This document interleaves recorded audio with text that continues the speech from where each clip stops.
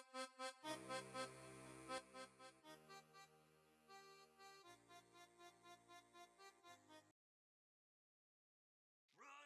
Craig, yeah, yeah, yeah, yeah, yeah. Pizza is the pizza, yeah, for you and me. Krusty Krab pizza, Krusty Krab pizza, Krusty Krab pizza, Krusty Krab pizza, Krusty Krab pizza, Krusty Krab pizza, Krusty Krab pizza, Krusty Krab pizza, Krusty Krab pizza is the pizza. Krusty Krab pizza is the pizza. Krusty Krab pizza is the pizza. Exclusively. Squidward, would it be possible to play your clarinet?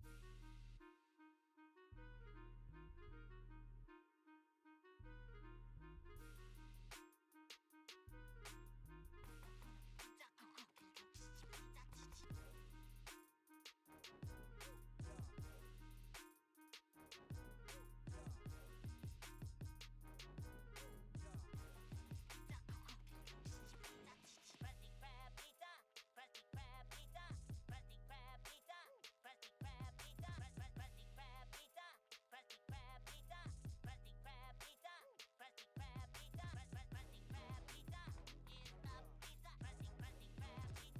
Krusty Krab pizza is the pizza. Krusty Krab pizza is the pizza. Exclusively. Squidward, would it be possible to play your clarinet?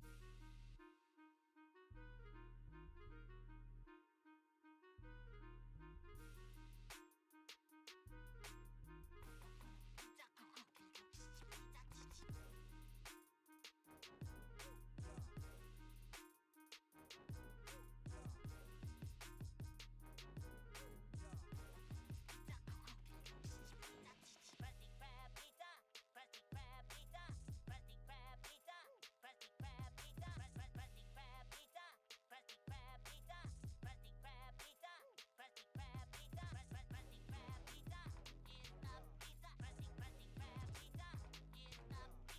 Krusty Krab pizza is the pizza. Krusty Krab pizza is the pizza.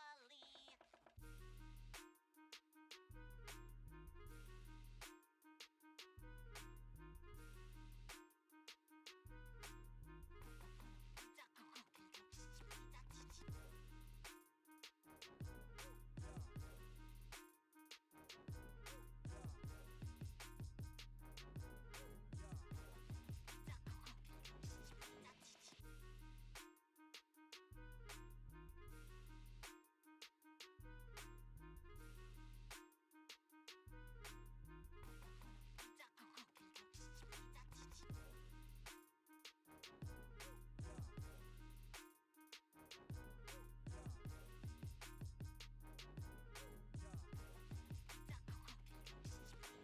Krusty Krab pizza. Good morning to you, sir.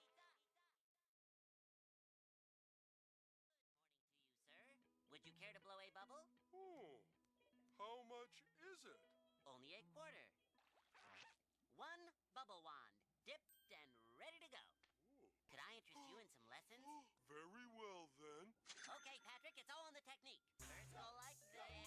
Spin around, stop. Double take 3 times. 1, 2, 3. Then 1, 2, 3. Then hover cross, hover cross, hover cross, hover cross, hover cross, hover cross.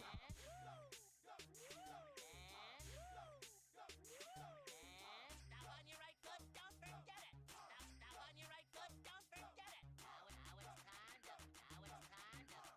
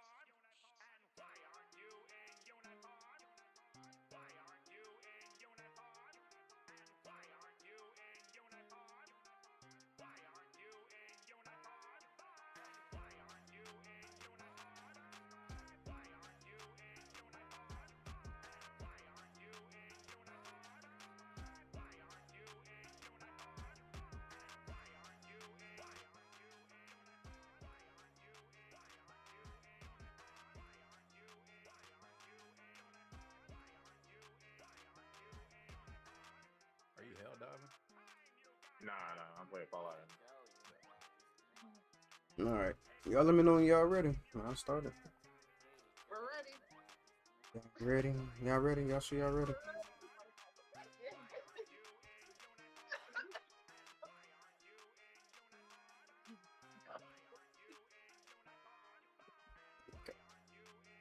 Ajudai and Rose. Ooh, ooh, excuse me. Make sure the audio is good.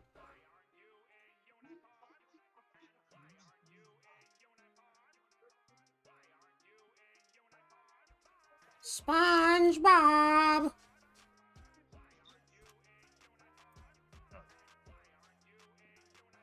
Okay. All right. I think we're ready. Welcome back, everybody. Thank you so much for coming in and checking us out over here at Dari After Dark. We are back again with another beautiful topic and the beautiful people that I have here today. We are addressing the topic of breaking generational curses.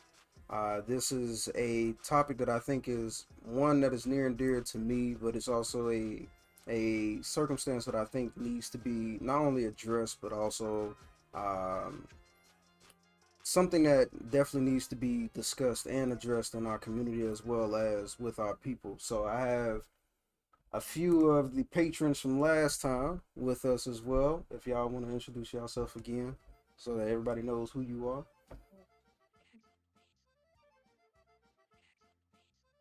You starting to left.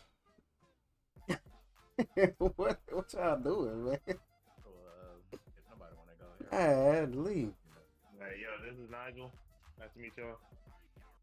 Artismo bread. Artismo, right? Yeah, I'm farting up a storm, bro.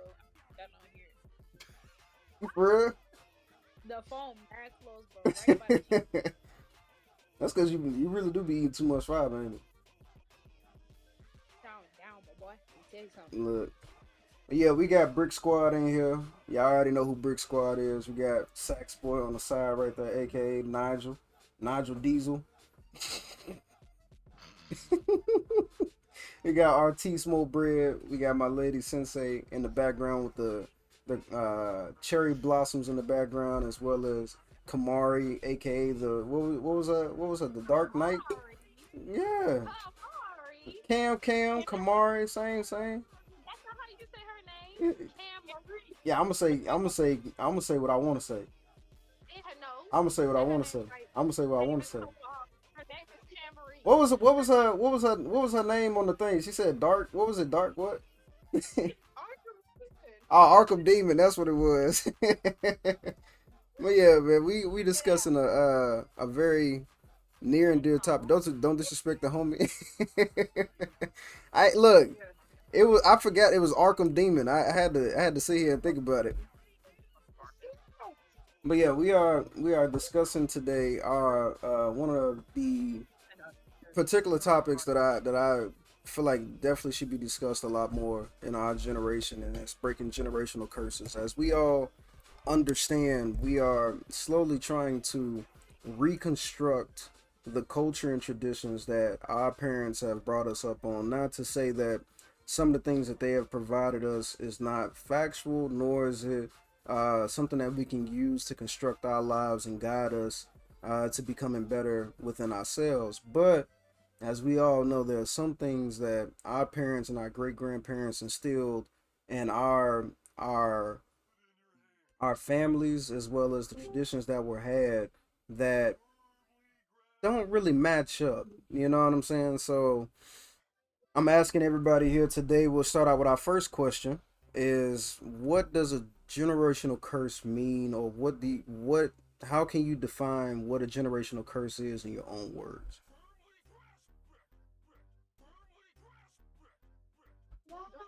And Yes. look at little Right. eyes. That's an open question to everybody, so y'all can To answer me, it. I it's think. Oh, go ahead. a habit or a routine or a lifestyle that is passed down from parent to child to parent to child, and it's something that instead of people trying to stop it from happening when they know it's wrong. They just learn to accept it and teaching it. Cam, I thought you was about to say something. You was about to say something? I was gonna basically say like it's basically a negative that basically what you just said, like it's something that's negative that happens from generation to generation, something that continuously repeats a cycle until somebody uh steps out of that cycle of what of the taught um yeah, like a bad habit, Okay. like the So taught behavior. okay. So can y'all, with that being said, I'm like trying to, for the people who don't understand, because I have viewers. I just found out I got a viewer in Denmark. That was kind of wild, but somebody watches me in Denmark, so I didn't know that. But for people who may not understand, because this is a controversial term in America, right? But for people who don't necessarily still understand what we're discussing, can y'all give like an example of what is a generational curse like that you notice you have either adapted or has been constructed unto you from your parents and your great grandparents that you are still trying to overcome today? Okay. Toxic masculinity. Damn. That's how we Um, going. That's how we go over. That's how we go over that's that. something that's something that I've been trying to navigate since I had a son. Mm, Like I really started to realize how there's a specific way that people want you to raise your sons, mm. and when you don't abide by that, um what job, and if you don't go They got the kids, man. The kids are still up, so sorry. you gotta give them some time, y'all. But when you don't raise your kids the way that, well, your sons, it's specifically your sons. If you don't raise them the way that other men want your son to be raised, and they call them like different names or all different types of gay and all that stuff, it's really really weird to me. And I'm just trying to get the out of the habit of him feeling like that. If he's not this way, then he's not right.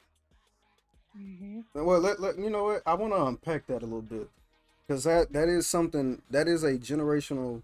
It is a generational curse, and I understand. Like speaking from a man's perspective, there are certain things that even my dad raised me on, or my granddad raised me on, that I do find toxic, right? Hmm. But there are things that I think a man is just supposed to innately have for him to be masculine. Does that make sense? And I'm pretty sure the other brothers in here can back me up on that. So I kind of want to unpack that. Give me like an example of what would clarify or would classify as toxic masculinity.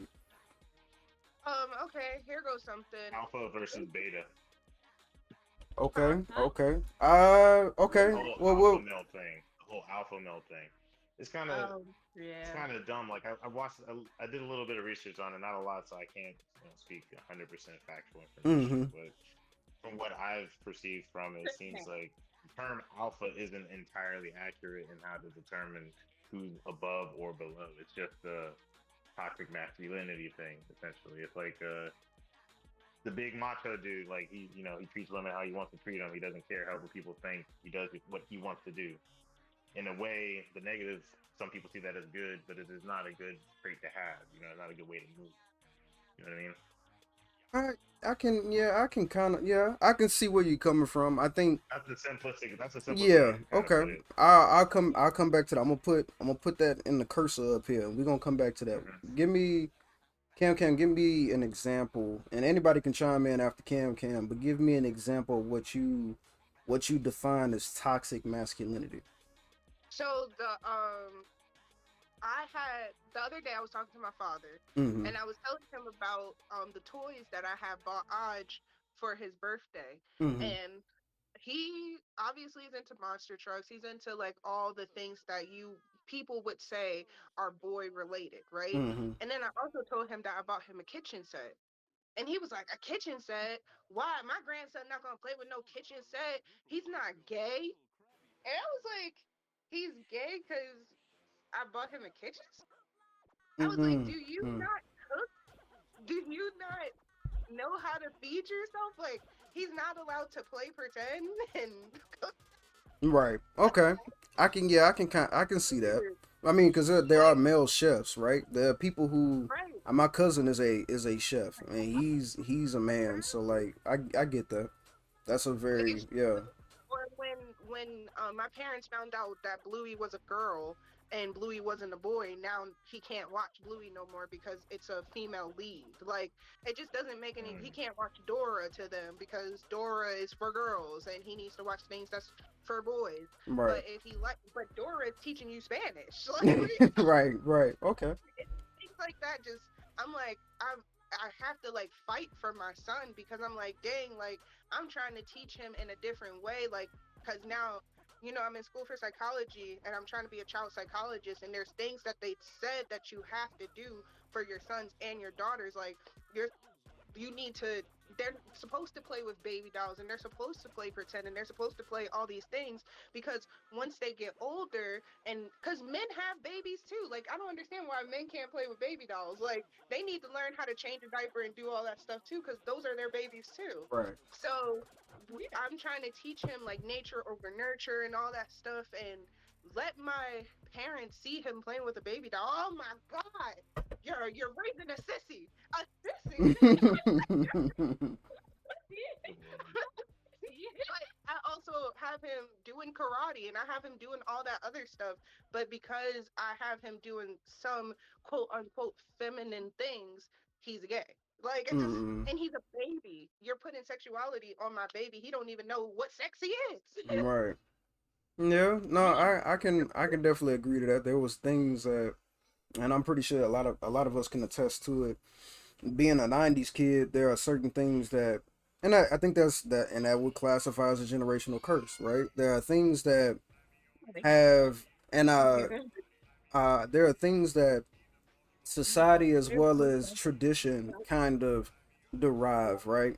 I mean, if you look back even just in historical texts, right, the men were naturally the hunters and the individuals who will go out and provide sanction as well as sanctuary for the women of the tribe, right? That's just a natural order of things, at least from a historical standpoint, right? So there had to be, and this is why I'm gonna come back to Nigel, there had to be an alpha that led the pack, right? There was the biggest, strongest person in the tribe that would lead the rest of the men out to hunt these big gazelles and the mammoths. If I don't believe there was people out hunting mammoths. I don't. That's but you get what I'm saying. Like there were individuals like the alpha that would lead the hunters into battle, and they would go and find the food and find the next area for sanctuary and so on and so forth, to provide to the women of the tribe, and then they would come back and mate and so on and so forth to expand the tribe, right? And then you had the other individuals, which most of the time were women and children, who would go and take care of the village, and they would provide the things that the men weren't going to gather, like the fruits and the berries and the clothing and so on and so forth, right? And that's just kind of been a historical societal perspective of how the man to woman relation was working, right? And as we've gotten more industrialized, as we've gotten more technologically advanced, we have understood that of course we no longer have to live in that perspective. However, as our parents and our grandparents grew up, they still kind of kept some of those mentalities from the village perspective. Does that kind of make sense? Can I chime in If on I something? could, Yeah, yeah, of course. Oh, my bad, Because y'all. Nunu in the building. I forgot to introduce the yeah, Nunu. yeah, yeah, you're gonna introduce me But you good. already. Go ahead, go But ahead. it's a fun fact about Also, what you just society said. makes us Did y'all know so that like men aren't I supposed to have think it was emotions. like throughout the I don't know if they were like the Romans or something like that. But with them, like the men would go out to war, like the Trojan War and all that stuff like that. Since they were gone from women for a long time, they had like younger male as their mates. while they were out hunting. So they basically had companionship through men and have relations with men. And like you said, they'll come back home and like make more kids, but they had a woman mate and a male mate, and they'll particularly take young boys and mold them into soldiers, and they'll be lovers. So it'll be half and half. Yeah, that's It was a actually, yeah, it's crazy because that, it's a fun yeah, fact. the Spartans actually live by Don't that. call it I don't, huh? a fact. That's You said what? Hmm? She said that's a fun fact. Call it a fact. That's not fun. But It's it no, great. it makes okay. So look, so speaking from what she's speaking on, right? The Spartans actually, from what from what I've read and researched, the Spartans actually did that, right? And the reason why they did that is because take it like this, right? If you go into war, right? Let's say it's me and like all of y'all and like me and Lady Sensei, I have to go to war, right?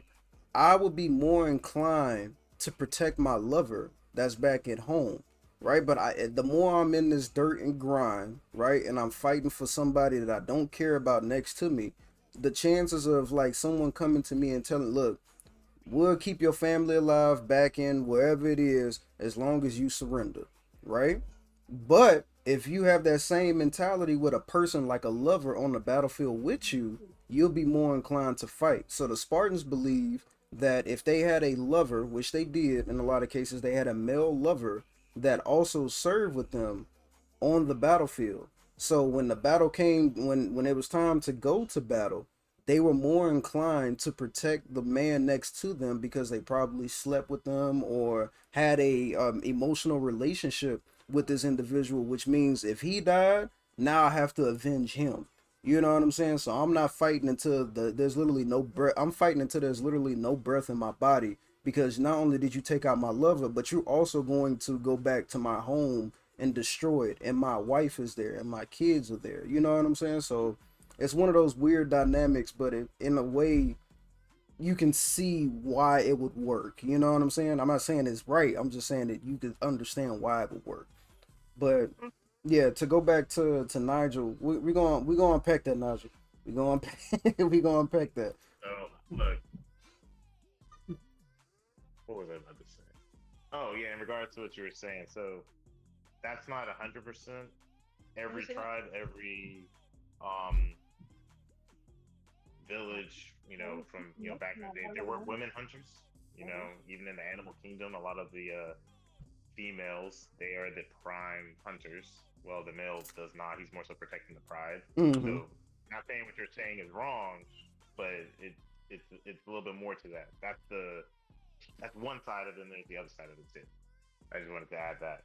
No, But I in agree. regards to the whole alpha male thing, yeah, I think that has been passed from generations as, oh well, it seems like that's the lead of the pack essentially, or this is the man in charge, or this is the person in charge.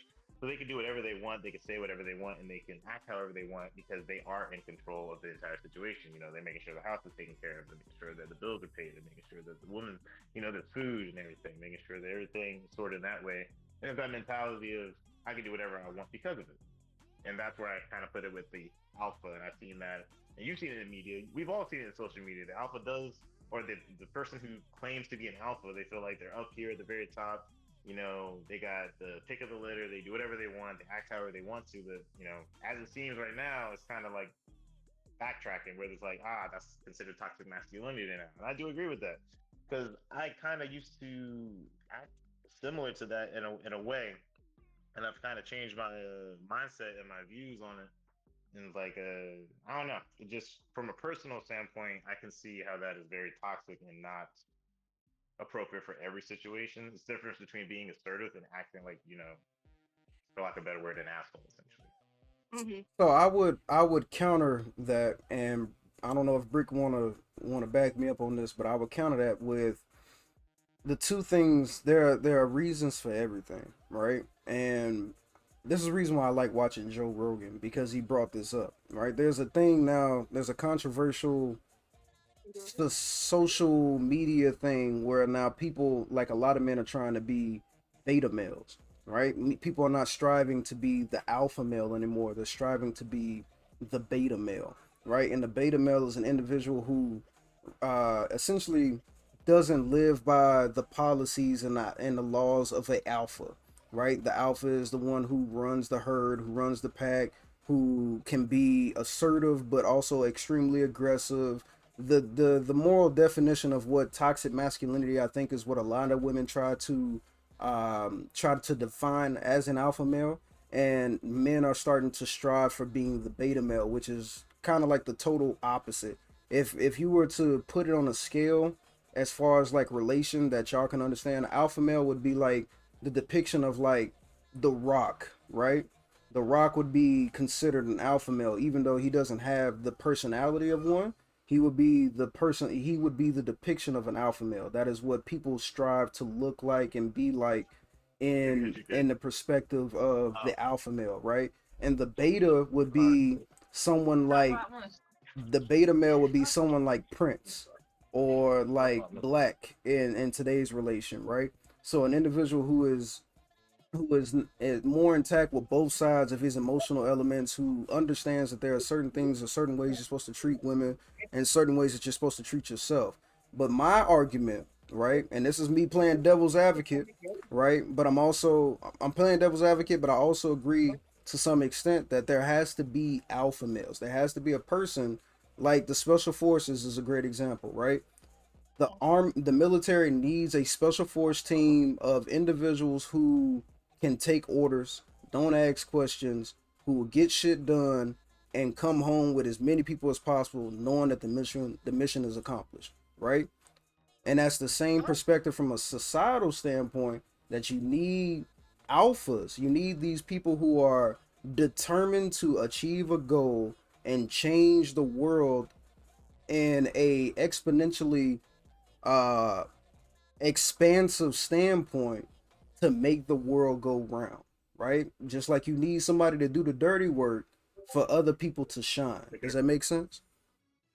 Now, I understand that, but the thing is that the alpha male, we're not teaching the the way that toxic masculinity is coming off as it is entitlement.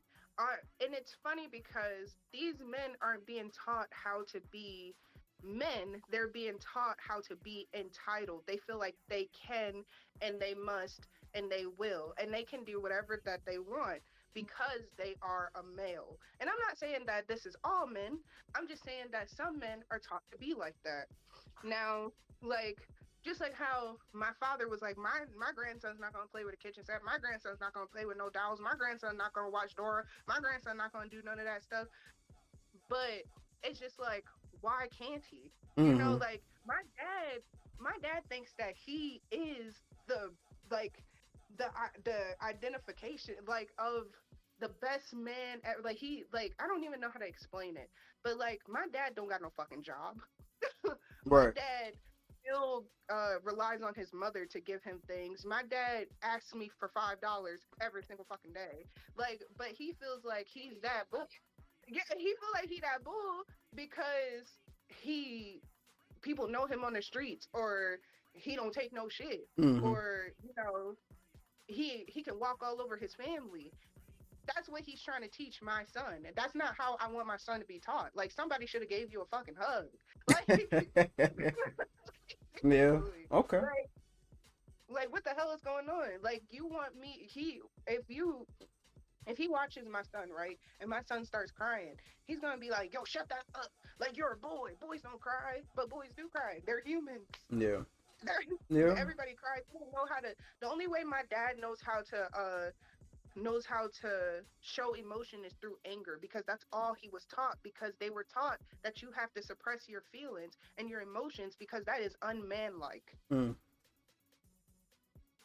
So, like, that's what I mean by like toxic masculinity. Like, I want an alpha male, but an alpha male don't look like nothing. An alpha male looks like a man who makes sure that make sure the house is good, make sure his wife is good, make sure his kids are good. He has to be smart. He has to be, all these things and then some. He has to be sensitive too. Men are sensitive too. Who So like then I will ask you this question, and we'll move on to the next topic, because I don't want to forget where we are as far as what the topic is. Uh, but I will ask you this question to kind of go towards your point, and then y'all, anybody can chime in. And then we'll move on to the next point. Um, with what you just stated, with men having a falsified understanding that there are more emotions than just anger, right?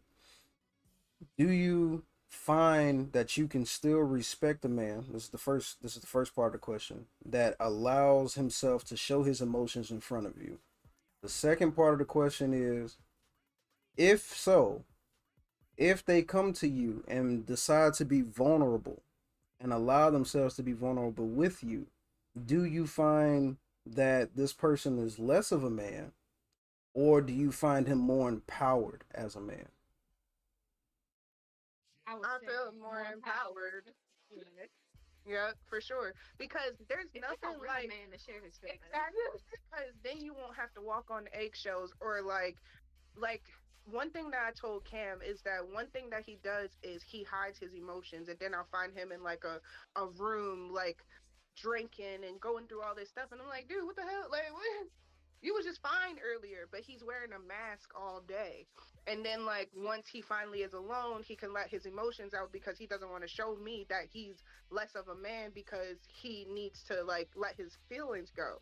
Like I would rather you just tell me like, hey, this is what it is. This is how I'm feeling. I need a hug. I need to cry with you. This is what than to walk around on eggshells and not know what the fuck is going on in your head. Because niggas who suppress their feelings bring it out Right, like crazy. right. Melly put in the chat that she said that men don't understand is that we want y'all to talk to us, be open, and let us the fuck in, right? And that's what Yeah. she. That's what Mel put in the chat. So I can understand that, but I think, and look, this is something that I I think feel it. there are certain things that I don't know, Yeah. and that may just be something that I have to work on, right? But I think there are I kind of want certain to speak from personal experience on this. there I are ain't gonna certain lie. things that I feel like yes, you can be vulnerable about, right? There are certain things that you can be vulnerable about, but there are certain things that you're not supposed to do in front of the woman that you're with or with another person. Like that's what the homies is for, right? You come and if I got some real shit going on, I'm real in a bad mental state, like if I want to break down, I break down in front of the homies first. You know what I'm saying? Like I'll break down in front of the homies No. first. But that's more weird because you have That an emotional no. connection with a man versus your That's partner. my brother You though. should be I'm looking at them like my No. brother. This is my no brother. I go and weird. break That down in is front of weird. him. 'Cause No. this is your No. life partner. You No. need to be more open with No. them so that y'all can work Not together so you don't feel necessarily. alone versus your guy friend. No. Like your guy friends Definitely like no. that. If It's a connection because you both are male and you do understand the male struggle. But if you don't have that I foundation got with you, your Liv. wife, if you don't have that foundation with your wife and your lifelong partner and stuff like that, it'll cause a big division where like she says, a whole bunch of misunderstandings and it's toxic because you always run to your male friends versus your woman. Mm, And y'all supposed to I got a be y'all question. supposed to be you're supposed to be two different individuals, like coming as one. If you can't even be vulnerable with your woman, why you with her? I Exactly. got a Because question. your man can't, Y'all your hear me? male friends can't change how you feel about your wife. I got you, Naj. I heard you. What's your Okay, question? I'm just What you making say? sure. Well, before you ask your question, Lupin said that uh, there's the rub. Many women tend to discount and write off an emotional man. Then later, they'll bring up that conversation or emotion later as a weapon to destroy him. Mm, It depends on the mm. lady. It Yeah, depends no, Hold on the on, no. hold lady. on. We got too many people. I want to hear from I want to hear from Artismo Bread. Your shit No, muted, that's girl. Oh, there you go. Okay. no, it's not muted, but that's true, and that's why, like we're talking Yeah, about toxic masculinity. There's toxic femininity too. yes, there is. Men try to weaponize their men's vulnerability Vulnerable. because they are taught generational curses to be evil women. Yes, Hmm. yeah, So that that's is how. very true. And if that happened, leave that who. Part of personal But life. Naja, what's your question? Let's see if I can remember. Uh, it was in regards to the why are you with somebody if you're not like wanting to be open with them? I feel like everyone has different relationships for different reasons. Not saying like Mm, romantic relationships. I mean, people, you have different relationships with different people for different reasons. To expect mm, one person to be everything for you is kind of crazy. So mm, yeah, I agree with Darius when I say like, I'll go talk to my boys about stuff I got issues with, but I will also talk to my girl about stuff I got issues with. mm, But once my girl showed me a side, like as Artismo said, the toxic femininity, all right, so where else am I gonna go? I'm definitely gonna go to my friend. You get so many mm, chances of me allowing myself to be open before before I shut down and just keep it to myself, and vice versa. Yeah. It's no mm, different than if the man doesn't make it a safe space for you. Are you going to open up every time you have an issue, or are you going to just find someone else to vent to? Same thing applies. But it mm, also, in a sense of, if you're my life partner, or if someone is your life partner, essentially, I would hope that you know that they're willing to talk to you. And if they don't, why are you with them? I agree with that for sure. mm, But it's also in regards to like how long have I known my friends versus how long I have known you. Most times relationships aren't 20 years old, but romantic relationships, they don't start out that way. They usually mm, start out, you meet someone a year, 2, 3 years in, now you together, you're married and everything. Versus I've known Darius 12 years, if not more. You feel me? I'm gonna tell him more stuff because I feel it's already a safe space. That space has already been tested, so I don't have to worry about that. But in regards to my relationship, as soon as I open up, as someone commented, now what if that just gets thrown back at me? What if now the situation is a little more concerning? I don't know how to maneuver that, so that might be the situation for that too. There's a lot of different reasons why people don't express themselves in that moment, mm. especially with the toxic masculinity being taught to just suppress everything, which I was a culprit of, and I would just bottle everything up. Next thing you know, I snap as soon as something don't go the way I wanted to because I have not learned to express myself. Grandparents, parents, whatever. But now I'm working on that, right? It's a step by step thing, but that's just I just wanted to touch on that. No, you Mm. I do agree. I do agree. That's my stipulation to the whole matter I, is like I think I think there. that Yeah. stems from the toxic masculinity because like Mm, it's the way men are wired because you guys have so much pressure and expectations out of yourself that like you say you don't feel like even though you have a comfortability with a person you know for years that you feel like the woman's gonna look down upon you so like that with women we're gonna come to the man first before we go to our best friend if there's an That's issue, true. because you are a rock.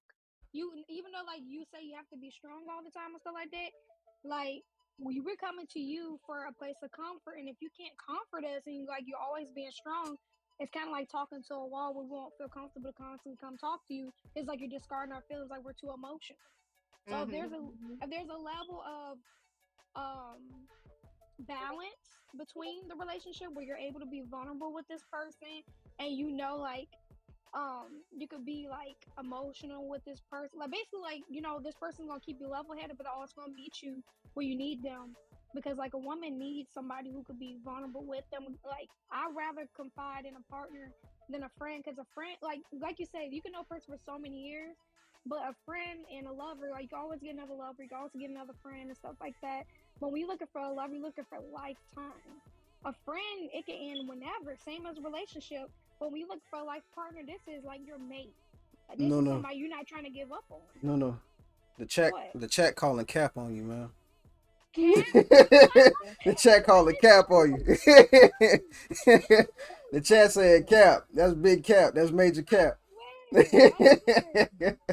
I don't know. I do agree with Well, y'all. don't blame Lupin her. She knows what she's talking about. Lupin asked the question: is it us giving us that pressure, giving that pressure of an expectation? Meaning, and I think what he's trying to ask is that is it us as men that are making or putting the pressure on each other that yo you shouldn't open up to your girl like that makes you look weak, that makes you look soft. Like if you got some real shit going on, come and talk to me first. You feel what I'm saying? I think that's what he's chiming in on. And the second question is, or to add to that question, or is it women and society? Because women, in a general perspective, I'm not speaking on y'all in here, but from a general perspective, most women will see that, right? And Mm-hmm. I've heard plenty of stories. I've heard plenty of people go through that. They will go and be like, I've been with this girl for a year, right? And I just lost my job. Yo, Brick, you remember that shit you sent to us in chat? Old boy lost his job, right? Old boy lost his job, and his wife, they were married. His wife because he lost his job, decided to Oh, leave yeah. him. Now I don't know what else was going on in their relationship. No one knows what else they had going on in their relationship. But she decided to go on a date with his friend. And now him and her, or her and his friend are now together. And she left her friend, right? So that would be a situation where he probably didn't feel like opening up to her and telling her, probably in some circumstance, and I'm using this as an example because we don't know exactly what's going on, but using that as an example, he probably didn't come to her and let her know, hey, baby, I lost my job. Or there was a situation like, baby, I just gotta wait for me to get back on my feet. Just, you know what I'm saying? Just work with me. I promise you I'm looking for a job, right? And she decided to take it upon herself to go and get with his friend that I guess had a job. You get what I'm saying? Wait a minute. So You a told her. That's That's the hoe emotional. from the jump. She's the hoe from the jump. That's all that was. She's the hoe from the jump. Pretty much. It's emotional immaturity. but You That's the what it's but hoe. called. but he was There trying you to be go. That's the vulnerable word of with, the day. Mm, Emotional immaturity. right, I but like he that. was trying to be vulnerable with her, and and she took it he from was in away. a situation that he had to bounce back from, and he needed Mm, support from her just like most women need support from us, He right? was From us a as good men. job. I'm trying to Use tell you. use a different example. That's not a good one because you don't know. He could have been a deadbeat that should have been taken care of, and he. I mean, That's it like could be that. It like could be that. twice to his But friend. just from a general perspective, asking what Lupin is asking, right? Women put a lot of pressure on men to be the safe guy, right? When you're looking for a man, you're looking for someone that can keep you safe, right? Mm, Okay, when you get with a guy, you're looking for somebody that can provide for you, right? mm, Okay, when you get with a guy, you're looking for someone that can make sure that you got everything that you need, mm, regardless of what it is. Making sure he gonna take care of the kids, making sure he gonna take care of the household, making sure he got a good paying job so that y'all can be stable, right? These are the mm. qualities that y'all looking for a man. Plus a list of other, a plethora of other things like him being 6 feet tall and having an 8-inch dick and like 25 other odd things. You know what I'm saying? But Like you get, being a rock star. look, stop, look, Yeah. don't start that. Don't say. Yeah, I get your statement and stuff like that, but that goes back to like maturity, like Hmm. this whole toxic masculinity and then toxic whatever that word is. It's all Femininity. about how far you are like how intelligent you are with relationships and how you handle things. Hmm. If you pick somebody who's not where like a lot of people like we talked about last discussion, a lot of people can't meet you where you are if they haven't been in that situation or if they not even um they haven't experienced something like that. So that goes about your choice in partners Working and generation. the choices you're gonna make to make the relationship work and stuff like that. But a lot of people, you will know if a person can meet you where you need them based off of certain situations. So I you agree. can't base that off of just general things like that because like I'm just saying because No, no, of I feel people you. being toxic and who they are Yeah, and men or women being scared to be vulnerable with one another, but that just means that person isn't for you or you're just not on that level with that person to be comfortable. So that means you didn't pick a better choice of a partner. yeah, I agree. I Like what? Lupin still calling Cap in the chat, but we go we gonna let it go. It really is. It's Lupin still calling Cap in the chat, it's true. but I'll let We Cam, you can real quick, and then we gonna move to the next topic because I don't want to Okay. lose what we got going on.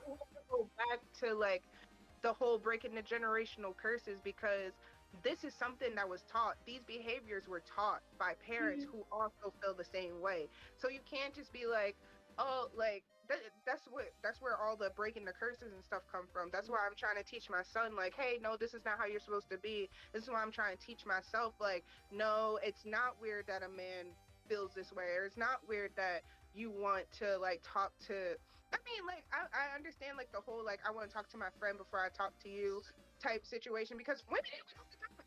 I call my girlfriends when, freaking Cam's getting on my nerves and I'm like, yo, let me tell you what he did. Da, da, da, da, da. So why is it different if a man were to do it? Mm-hmm. So, Be that double I don't know. standard situation. Yeah, Yeah. see, and Like, it I always get come your back. point. It's like go to your wife first, but also sometimes you don't know how to speak to them in that moment and you have to speak to somebody else. Mm-hmm. Mm-hmm. Yeah. So It let depends. So I me, think I think it depends on the person yeah, let and me yeah, how I and how He's let's on board all comfortable the time. we'll come back to that. I don't want to lose what we trying to achieve in the night. Mhm. We'll come back to that. So my two questions that I will put to y'all is the first one is, do you notice others, like people around you or people in social media or whatever it is? You can give an example, and I want you to give an example of a generational curse that you have noticed, right? And then the other thing to add to that question is, what give us all some examples of some generational curses that you are aspiring to break. I know Cam of course presented the situation of trying to steer her son from toxic masculinity, but let's not just focus on toxic masculinity. There's so many other things that our people unfortunately have bestowed upon us as children that now have to teach other children to strive away from. So the first question is, do you notice other generational curses around you? And then what generational curses that were bestowed upon you that you aspire to break? So Ziny said that beating your kids, like learning to communicate with No, your no, what you mothers. made that face for? What was that? What was that? Some kids need a Some whooping. kids need an ass whooping. I will tell, look, somebody, hey, I don't care who clipped this. Some of y'all kids need a whooping. Like Yeah, the things that I we agree. got when we were kids, like beating the crap out of us for like doing something simple like not washing the dishes. I didn't deserve that type of like I stole something. Well, wait, hold on. Did your mama tell you how many times your mama tell you to wash them dishes? How many times your mama tell you to wash them dishes? Did she say wash them dishes and then she whipped your ass? Or did she say, hey, before you go to bed, wash them dishes? Then you went into bed and all that. No. And then came back, she's like, wash them goddamn dishes. I got a worse one. I forgot. Look, I got a worse one. I was 6, right? 6 or 7, and I was at an after-school program from my school. I forgot my jacket. I left my jacket. You know what happened when I got in that house? They beat the dog shit out of me. It was crazy. Wait, what happened? Whoa, wait, what? Jackie, I flat forgot Jackie my got whooping. jacket. I walked home and I was cold, and they got so mad that I left my jacket at a place that they sent me to for after school. They beat my ass for it. Yeah. My parents. Your ass wasn't supposed to leave that jacket. They spend good money on that goddamn jacket. That's the point, though. That shit crazy, though. They spend That good is money on crazy. that goddamn jacket. You lift that jacket. That was a $50 They goddamn didn't, though. jacket. They didn't. It was a $5 jacket. What no I damn remember where they $5 bought jacket? it. Where they getting the $5 jacket at from? Where they getting the $5 jacket, Nigel? Who buying They used to $5 sell jackets stuff out at the here? thrift store all the time. What you mean? Ain't no damn Thrift store $5. get clothes. Ain't nobody buying no damn $5 jacket. I don't know if y'all know no Bruh. Burberry. You don't know my parents. I don't want to hear that crap. You don't know them. You don't know them that I well. met your dad. I ain't never met your mama though. No, My like mom a all penny jokes pincher for aside, sure. So like, all jokes aside, like we definitely used to get our ass beat for things that we could have just had a conversation. It could have just been a whole conversation. Like I remember, like one time I had got my ass beat because my sister drew on the TV and nobody knew who did it. I told her that I didn't do it. Nobody could figure out who did it. So she beat me and she beat my little sister all because she felt like it could have been one of us. And it wasn't me. That wasn't me. And then guilty by association. after I got my ass beat, my sister says, "Oh yeah, it was me." Do you think that my mother gave me an apology? No. She said, "Oh well, I'll talk to your sister about that." Yeah, I've used about the RT Small Money. You was about to say something. The thing is cracking up. I look like you was trying to say something. No, I was just agreeing. I got backhand smacked for eating the last piece of chicken. Oh, You took the last piece of chicken though. Like seriously, They can't get no. Wait, what piece? Wait, which piece was it? Which That's which? terrible. Hold on, which piece was it no though? matter what piece it Wait, was, which I piece? got backhand smacked. Are Do y'all you? listening? I got backhand for eating the last piece of chicken. you spit it back out. What? I'll back up on me. You ain't What? my ass. See, look, you got look. So, damn. I'm That's bringing that chicken back up. You want to have that bitch? You just hit me because I was hungry. hey, 'Cause I every, was hungry. every time I saw eat, I'm watching a mad foot boy. I'm trying to tell you, boy. Ooh, that'll piss me off. I got some. I got a list I of the got I generational got my curses You got a that we list What? can of what? use. I got a list of the generational curses, like examples that we can all chime in on. That's No, all. stop. You let me do what I'm What? doing. You No, let me. no, no. I'm saying, but like like to bring in the conversation, Oh, you because a trying lot to of see? us aren't. We aren't Yeah. really I also got throwing around. So I was gonna get like a topic or like name one and go pitch in on that. Look, you I trying to got you one. trying to You take ain't even over? got. I What got is one. it? Oh, he look Force, just like a good. especially in the black community, Mm. forcing children to grow up too motherfucking fast. Period. Okay. That Okay. is that Man. happens. don't let kids be kids. It's crazy. Yep. Mm. Amen. Their That mom goes back to have 12, 13 kids, but the eldest daughter and the eldest son are really the parents. And Mhm. exactly. Mm. they up there taking care Okay. I'm glad someone said it because I didn't feel right speaking on it. I don't got kids. I don't want to speak on that one. so that's a huge one in the black. That's That's so a true. And that goes back to what I said earlier about how I was like, I buy my son like kitchen sets and all that stuff, and they're like, oh, he's not supposed to have none of that. But what? Or like, okay, so my son was I took him on a baby prom, right? Mhm. And my Mm. parents were making it like, oh, he was looking at this little girl, and he wanted her oh so bad, like she was so cute, like you could tell that he gonna be a panty dropper. He's one. He's 1 years They old. He gonna be a panty sexualizing him dropper. already. That's Okay, insane. okay. I think we're losing the point of the question though. And no, that's fine. Give me an example, Well, right? I mean, we can elaborate on Ivory's Well, because she no, said I it's yeah, yeah. but the question was generational curses that you aspire to break. I Okay. think y'all are just listing y'all are listing generational curses. What are y'all trying to fix in your life now? What are That's things what that are affecting you that you need I'm to gonna make fix? I'm not sure saying that's not one. I'm just saying what are things that you have been I'm not. affected by that you're trying to fix. No, you good, Nigel. Go ahead. Go ahead. That's one. mm. So I like Give me kind the of way you gonna fix it though. That's what I'm saying. so I'm making a change in my nephew's life, both Mm, of them, by trying to be that positive side and not trying to instill in them toxic masculinity. mm, So that's where I'm gonna try to make a change. I'm not gonna put my hands on them. You know what I mean? Like in a sense of like, oh, for like beating them if they do something that's out of pocket or do something that's like what a child would do. Seen enough of that. I'm over. I got the. So that's what I'm gonna be doing. And I'm gonna be. I got rest of my life to make sure I stand on that. I got you. Yeah, that's actually a really good one. Lupin put in one that I personally agree with. That's something that I had to take time out. And Ivory, Artismo Money, because that's my sister as well as Nunu over here to my right, can attest to. Is one that I've personally tried. I'm trying to break even now. Is letting my parents run my life, even though I have my own. That is a Mm. very defining one in my life. And that's not to say that my parents I love I love my parents. I really do. I love both my parents. They may have took us through some stuff, but I still love them. But there are things that I have personally chosen because of the influence of what they felt That is. was the right Yep. way to go, and they enforced me to do what they wanted, and it has contributed to my life in a positive format in some cases, but it was me doing the bidding of others, not doing bidding for myself. Does that make sense? Mm. So that is one that I'm still trying to break, and I have broken because I'm not in the military anymore. So that's a plus. But that is one that I can definitely agree with. It's hard, dude. That's a I good get one. it. love. It's Toxic like love is a if I huge one. can add on to that.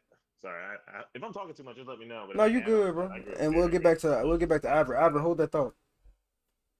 What you say, Nigel? Just let me know if I'm talking too No, much. I you don't want to good. Go ahead. Go overstep. ahead. But when it comes to like I want to touch on what you said because like you said you got in the military because it wasn't your bidding, but it did have a benefit in your life. I feel the same way in regards to me growing up very religious. I grew up as a Jehovah's Witness, and that has influenced a lot of my thinking up until a certain age point, right? But just I don't know certain things about how I was raised and now seeing life through my own eyes.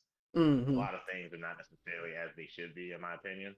Mm. So So I agree with like trying to undo all of that, like all of that programming. It's hard. Indeed. Yeah, indeed. What was you about to say? Artismo winning? I was saying another one is toxic love. That's a big Yeah, yeah, okay. Yeah, yeah, I Toxic feel that love one. is the best love. Yeah, get out of here. toxic love is one. And it's become it went from being just like in certain communities to something that's a trend now, Mm. and that's something I think we definitely have to work on stopping. What's that? What, Blueface? Yeah, And it's Blueface. You better stop Mm. when she finds you, Neil. She gonna go get my ass. You better She gonna stop. show up at the door. I'm gonna send Yeah. Lady Sensei on her. Look, hey, look, I ain't look. I'm gonna stay in the back. I'll beat my ass before I fight her. I'm not fighting her. I will beat the fuck out of her before I fight her. Hey, Krishan's strong. She look like she's strong. You know, You She's fight said that strong. toxic bitch. love? Linebacker. She a straight linebacker. I'ma shoot. She gonna get 3 hot ones. Like, fuck that shit. I'm not fighting that big bitch. Anyway, let Ivory finish. Yeah, yeah. That was it. Yeah, just break it. That's a big one. I try and work on that in my own relationship life, trying to learn because a lot of my relationships stem that I would feed off of being argumentative, being negative, using toxic femininity. But I'm trying to work on learning how to stop that for myself, so that when I have kids, I don't be the same. Like, Nunu, why you making that face? Nunu saying it's cat. Look, Nunu got that face like it's That's cat. straight cat. We'll end it right there. We don't a do lot like of my this relationships, now. We're like done. why not? But now that I'm getting older, I'm understanding that that affects people on a different level than just the surface. That's something that follows people throughout their life. That's something that really will fuck somebody up. So I feel like you should get off the chat and go look in the mirror and talk to yourself. You still doing it. Hey, yo, hey, So, hey, hey, yo, hey. We ain't about to wait. No, no personal so baggage. Why we up no, in here? Y'all I do feel that. Y'all like do that offline. another generational curse that should be broken is like making money the root of everything, like over It is. relationships, over personal experiences, like holding yourself back because you're too busy chasing material instead of what is in front of you and For the love of actually money. really. Really.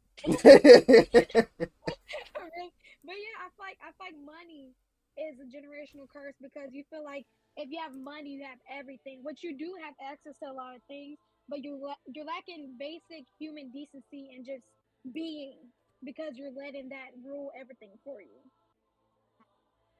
And that's I something I I'm can working kind of on. I can kind of agree with that. I think I think, and Lupin, I'm about to message you back. I want to get my thought out first before I transition. But that's one that I actually have a question about, and we'll get to that question soon. But I think money should not be the root of everything. However, black people fucking suck at and I'm saying it blatantly as possible. Y'all suck at managing your money. Mhm. Let's just be real.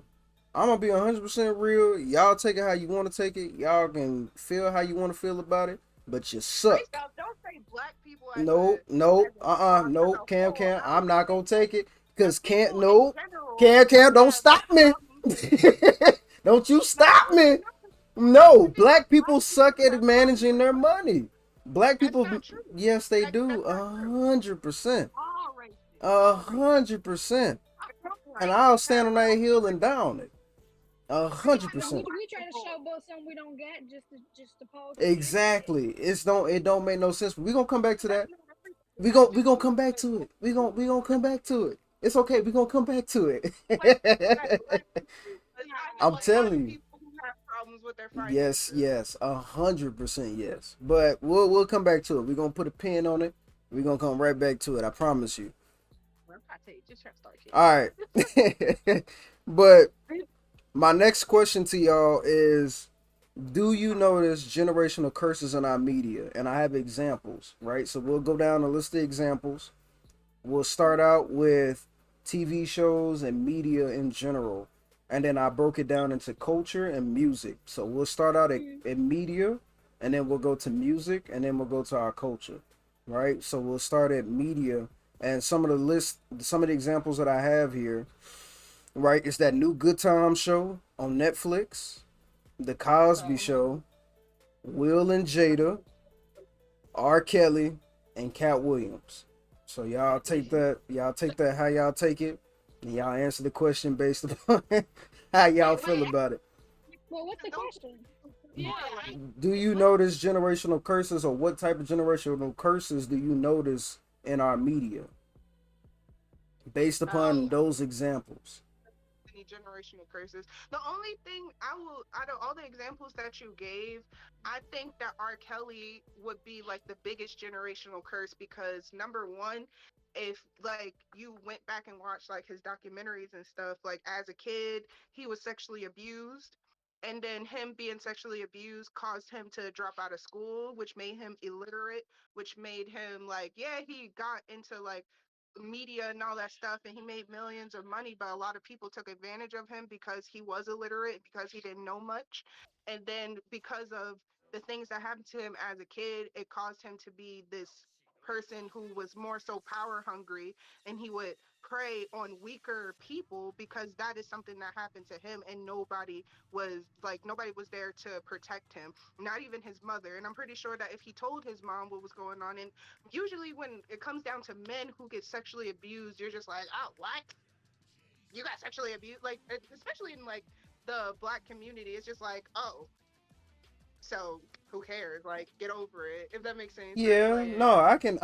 From an R. Kelly's perspective, I think there were things that happened to him, like you stated earlier, that definitely attributed to the things that he did, right? As yeah, time went on. However,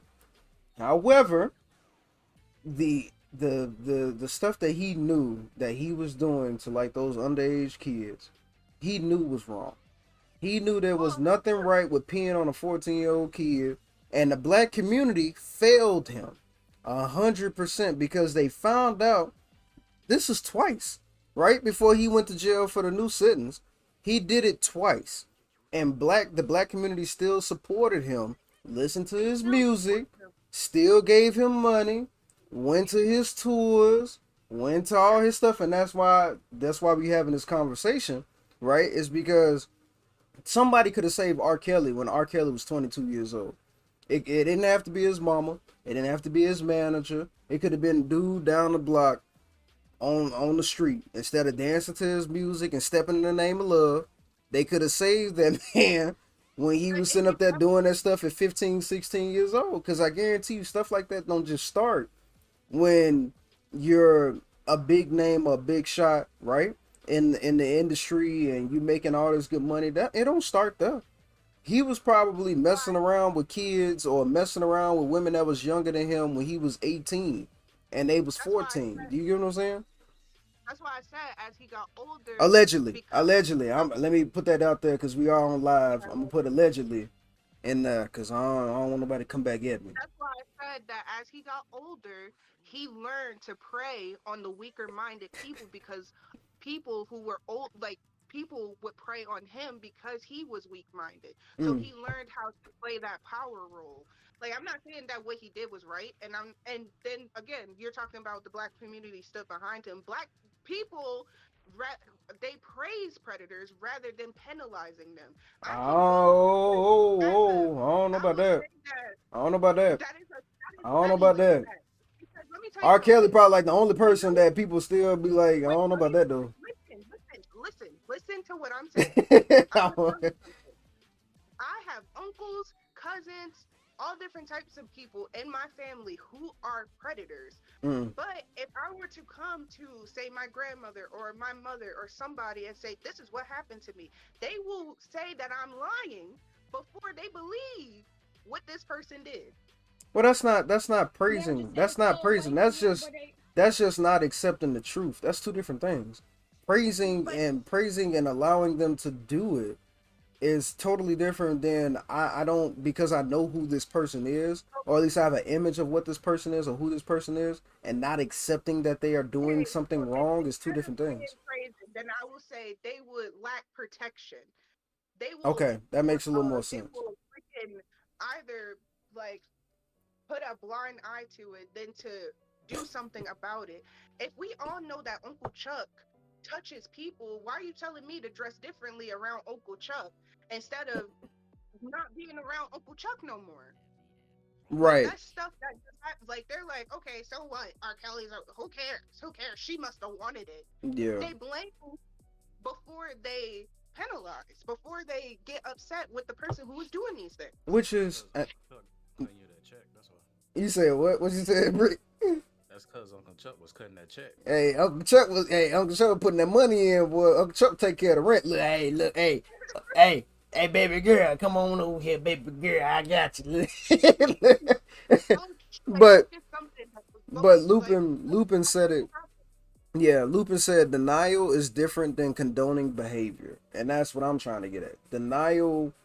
Denying that that person will do something like that or is doing something like that is way different than condoning it. And I agree with you, Cam. I honestly do. Like, I think people condone, they will deny it because they don't want to face the fact of it. Do you get what I'm saying? I think R. Kelly is one of those people that we condoned it because of what he was contributing to black culture. And that's wrong.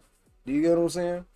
This man was doing this stuff for so long and nobody stood up or tried to get him help until it was basically over and done with. Do you get what I'm saying? Now he's sitting behind prison cells or prison bars and he could have been helped a long time ago. Do you get what I'm saying? Yeah, because So, he was a face of the community. He was a black man with money, and exactly. that's all they would worry about. Exactly. Somebody representing you, but you sick. and then Have y'all seen the Good Time show? Have y'all seen the Good Oh Time yeah. show on I watched five Netflix? minutes of that episode. 5 minutes of the first episode. I could not. I had to turn that shit off. It was pissing me off too bad. Like you ever seen that show where there was it was a janitor in the projects. It was like stop motion film.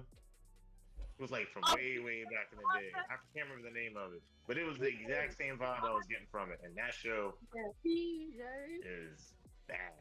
Like Oh, it's the just PJs like wasn't. the See, worst part of our culture yeah. is what they show in that show every day. So I think, and that's the thing that I find that's the reason why I couldn't continue to watch it. Right? Is that the PJs when the PJs came out, right? That's what I There, was talking about. The right. PJs, yeah. When the PJs came out, that was the early 2000s, right?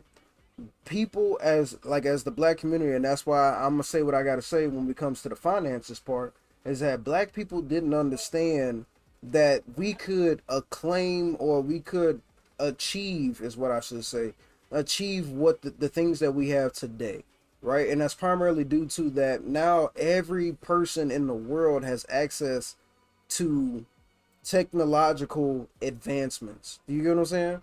You literally carrying around a supercomputer in your pocket on a daily basis. And in the early 2000s, they didn't have that. Do you get what I'm saying?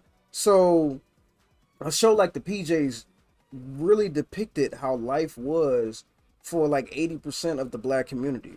Do you get what I'm saying? Or at least I say 70%. 70% roughly. 70% of the black community was living either in something close to the PJs or knew people who were living like people in the PJs. Do you get what I'm saying? Now, this new Good Times show that has came out on Netflix, and I'm not talking bad about it, I'm just saying from my opinion, I can't get with it, is that that video or that show is depicting something that we are far past. We have surpassed that tenfold in the past 20 plus years. Do you get what I'm saying? So like that it's not the right time nor is it depicting the right image for the black community at all. You get what I'm saying? And I think what is contributing to that is what I told I told Lady Sensei this is that I think there was a Black Panther movement, right? When the Black Panther movie came out, it opened up our minds in an extreme way to what it is to have black excellence in our lives. Like people were watching, the Thurgood Marshall movies, and they were watching the Malcolm X movies, and they were watching the Black Messiah, Judas and the Black Messiah, sure. But when Black Panther came out, bro, when Black Panther hit the movie theaters from Marvel, when you seen a complete shift in the black community. You know what I'm saying? People wearing dreads now. They wearing their dashikis with pride. they listening and trying to do they're trying to be more emotionally intelligent. You get what I'm saying? Like that movie really changed us as a community. You know? So I think that is just something that I would be able to align with more if we did more productions in that stanza rather than and I agree, Lupin, representation does matter. I think if they would have made the show in a format like to reconstruct the old school 1960s good times to do something that has that message behind it, I would have received it a lot better.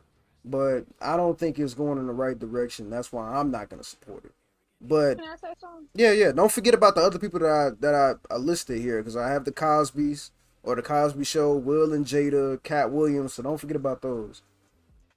Just a question, with the whole Black Panther movie. Yeah, yeah. I see what you're saying, how the media changed, or influenced our Afro ways, but it's kind of like you ignoring like the 70s and 80s, like the Rastafarians and Jamaicans and Oh no, not people at that came all. from the islands. No, not at all. Not at all. Bob Marley made a big influence on us as a people, but there were only certain people that were listening to Bob Marley.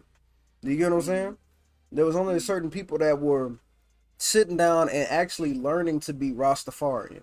You get what I'm saying? There were only certain people that lived by the hippie ways of love one another and take care of your neighbor and so on and so forth. There was only a certain amount of people who would listen to the Jimi Hendrix and allowing Jimi Hendrix to play those guitar riffs in their lives and being like, yo, we can do so much better if we just love one another. But there was only a certain amount of people doing that. There wasn't a full movement. Like that the Black Panther movie completely altered black culture on an exponential scale. And you can see that. If you go and look at the shit that was being posted before the Black Panther movie came out and after, you can definitely tell the difference. Like that movie was so impactful, white people were making fucking y'all seen the TikToks? Like white people were like dressing up and doing like the Black Panther shit and like doing the Wakanda forever. Like that shit impacted everybody on a grand scale. I remember watching a video and then my buddy y'all do know y'all got the video in the y'all look, don't be showing look. Yeah, turn that off. Look, don't be trying to get me in trouble. But don't be trying to get me in trouble. But y'all, there was a video that I seen of this little boy and it was his birthday and his mom had got him a Black Panther action figure for his birthday, right? And the boy was so ecstatic about having that Black Panther action figure. Like this little black boy probably don't even know who Black Panther is beforehand, but he seen the movie and that made him feel like he could achieve something. You know what I'm saying? He was so impacted by watching that movie. You know what I'm saying? Like it's just one of those things. Like I think the world shifted when that movie came out entirely. I feel like I 100% get what you're saying, but I feel like um I think I was just texting the group chat, but I feel like I understand what you're coming from, like how it changed and the impact of it and stuff like Mm-hmm. that.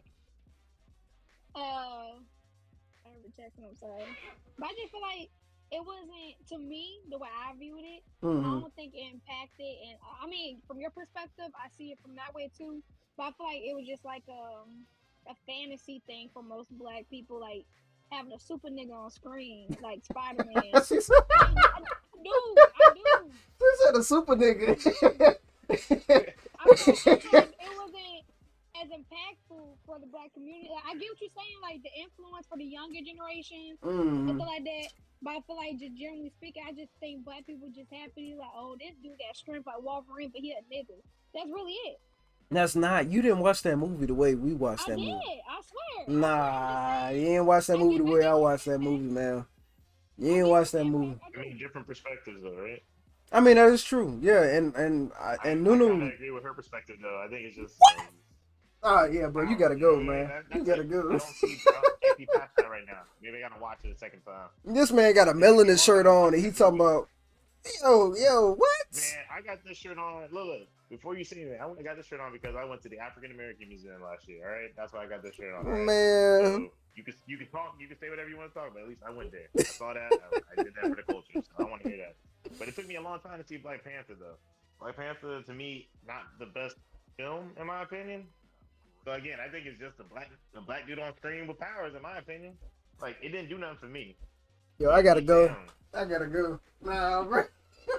Like I get what he's saying though. I like 100% get what he's saying. Like when it's the younger kids or like some people who like me, I always had an image where like like when you're growing up, your mama wants you to look natural, embrace your naturalness and stuff like that. But it's like I always felt pretty with my hair straight, not the European way, but I guess you could say like the way they want us to look. And to me, I felt most pretty that way. So with like even seeing stuff that's empowering, like for the black image, I feel like to me it was just a fantasy movie versus like like black women are powerful, they're bald head, and I'm just like they can whoop ass with spears like Africans and shit. Like that's just the way I looked at it. Like with me, it never really empowered me to be like proud of who I am because I already know who I am, but I know what I'm comfortable with. You know what I mean?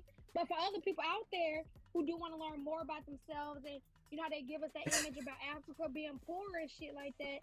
I can see why most people will get excited because, like, damn, we might really have some shit over there we don't know. We might just have some powers and technology we don't know. Like, yeah, to look at the bigger picture or look at the small details, yeah. But to me, it was just like just black people, being cool, extra super black people. Yeah, bro, I agree with him, bro. Friday. Shut your ass up, nigga. No, bro. And that's the thing too. I will get back to that. I think we have a the movie that inspired me. What's that? The movie that inspired me was Django? actually Will Smith. It was what was the name of If that you movie? say that if you say that motherfucking enslaved movie that he did just like a few years ago, I'm gonna kick your ass out. I know you're talking about. He had superpowers. Oh, No. Hancock? Oh. Nah. What inspired me was what was the name of that movie? He had a son with him. He was like trying to be a door-to-door salesman. He was trying. Oh, the movie that did terrible. The goddamn After Earth shit. After Earth something. No. Oh, Pursuit of Happiness. Yeah, there we go. Pursuit of Happiness. That movie inspired me because that's a good movie. That's every fiber of his being to make sure him and his kid made it. Yeah, that's a good movie. So to me, that's inspiration. The way that Black Panther started, he was a bastard. You feel me? So like, nah. He was a bastard. No, what? No, he wasn't. Who was a bastard? Him. It was his brother, or who was it? His cousin. He was a kid. He felt like he had his birthright was taken from him. So I don't necessarily see that as a. No, that movie is so. One of these days we gonna sit down and watch that movie, Nigel. That movie is so fucking deep. If you really like sit down and watch that movie, I watch. It's so a deep ass over and movie. over again. I'm just saying the first. Pursuit of Happiness for me though. What you said, no? It covered a lot of stuff, like you said, like rivalry between like entitlement or like birthright, about jealousy, about potential of being something great. I get that, but like I said, like you said, I'm just talking about the movement part. I get the different parts and different things they were trying to cover in the movie, but like I said, I just saw it as a fantasy movie, just like I saw like Captain Marvel with the lady, because they try to do like feminist stuff, like women could be powerful too and whoop ass. She just a super bad bitch. That's really it.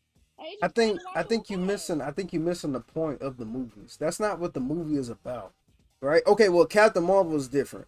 Captain Marvel was a feminist movement situation. Like that was entirely about the feminist movement. Right, but Captain Marvel is a very powerful character. We're not gonna get too deep in DC and the Marvel, but the Black Panther movie, from a cultural perspective, that movie tells you two things, right? The first thing is that the world of the realm of Africa, right?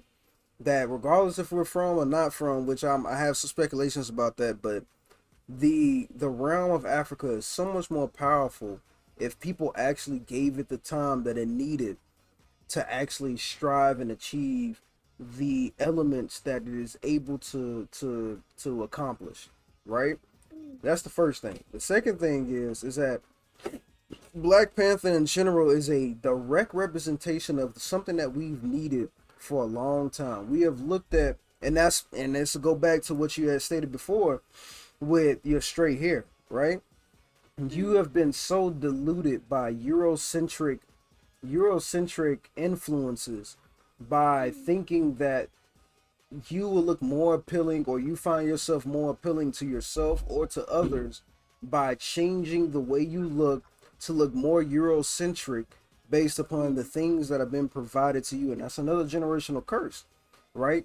Is that you will look more Eurocentric based upon the things that have been presented to you: the blonde hair, the straight hair, the brown hair, the lighter than average skin tone, so on and so forth. These are all things that have been passed down to us to make us feel like what we have going on with our bodies, the dreads, the nice curly hair, the being able to stand out and have our melanated skin be out in the sun, so on and so forth. Those things have been all programmed subliminally and mentally into our mindset. And that Black Panther movie came out and it told you everything about you is powerful. You are able to achieve these things. There are roots in the African lands that you can take and make you powerful. They can keep your body they can keep your body they can keep your body powerful. They can keep your body affluence to high nature. Your skin is powerful. Your body is powerful. Your mind is powerful. Your everything that you do, the way you move, the way you talk, is influential on a exponential scale. On an exponential scale. And that movie depicted all of that. And it didn't even have to say it. It didn't even have to say it. It just showed it to you. There was a scene when they was going into the club and they had the African flags on. The Lupita Nyong'o had on the green dress. I forgot her name, but old girl had the red dress on, and Chadwick Boseman had the black suit on, right? And that's the colors of the African flag. And they was walking in there powerful as hell. Like in the second movie, goddamn Angela Bassett walked into the damn World Center NATO meeting and was like, "Y'all not about to do this."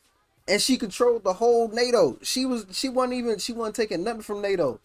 She was there. She was a black queen sitting right there on the throne and was like, "Y'all can try it if y'all want to. Y'all can try it. Y'all can come over here." Without having like the Afro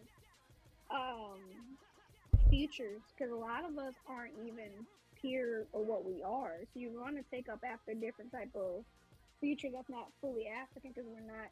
That is true. In Africa, and that with is that true. being said, there is different the different images of us, of lighter skin, red hair, blue eyes, straight hair, curly hair, wavy hair. So I get what you're saying. Like, it does bring awareness to what we look like, but a lot of us, we can't say it's Eurocentric, because honestly, a lot of the stuff that they program us to look like, we already had that in us as is.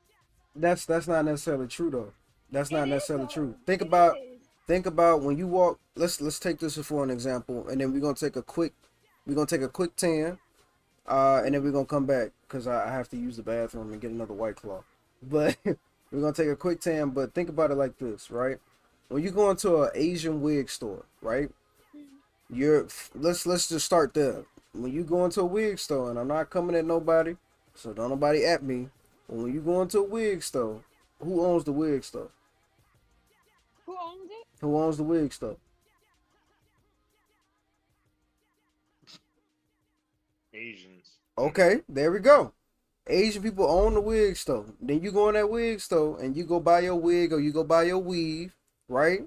And what's the top thing that they selling? What's the top wig and weave? I done been in enough wig stores because I got a house full of women. I was raised around women practically most of my life. What's the top wig that they selling? Also, nobody want to answer that. They selling straight, wavy, Eurocentric hair, right? And if you look on any social media app, what is 80% of the women wearing when it comes to putting their face out, putting their name out? What's the wig they going to buy? Beyonce, they ain't buying no damn don't y'all start. Don't y'all lie. Don't y'all sit on here and lie. Y'all know damn well ain't nobody buying them waves and them curls and none of that. I'm telling you, yes, they are. Man, forward. That is what they're buying. Don't start. I since 1998 into 27 years old right now. I done been in enough wig stores and seen enough people buying wigs and weave to see what people are wearing, right? What And this is people coming are from a wearing man's right perspective. now, what people are It's usually wearing right curly though. now are It the ain't no damn curly. curly. They're Don't not. y'all Not. It stop. really is Y'all curly though. They're stop. I not. promise you. Stop. But they're not Stop. It curly. really is curly, man. No, it really is. Like that's like the style right now. That's what I'm Now, telling you. now It's been 2024. like that for the past few No, it years, ain't. dude. I'm just being No, it honest, ain't. bro. Yes, it is. Come And you're on, Ask saying the man. it's women not. that Come date. on. Ask Y'all the ain't women that about to do dated this to me. over the Come last few on. years. They all had curly wigs. They all had curly hair Don't wigs. What y'all. are you talking In the about, bro? past, maybe like 5 years. Yes, I'll give you No, five it's Yes, years. been a I, couple of years. Since 5 years is when, a long time. Since when? Correct. I didn't think Okay, 5 years is a I long would time. say starting in like 2008 had to been 2008, 2009 for the Man, curly wig. But it's not the kinky curly wigs. I will tell you that. It's like the Brazilian curlies or the big curly exactly. hair. Like that's the only Exactly. thing I will agree with you with. But I'm telling you, nobody's wearing straight hair no more. It's probably not now. Yes, 100%. I will say I will That's agree crazy. with you. Not now. Of course, I would definitely say not now, and I think that is a direct contribution of that Black Panther movie.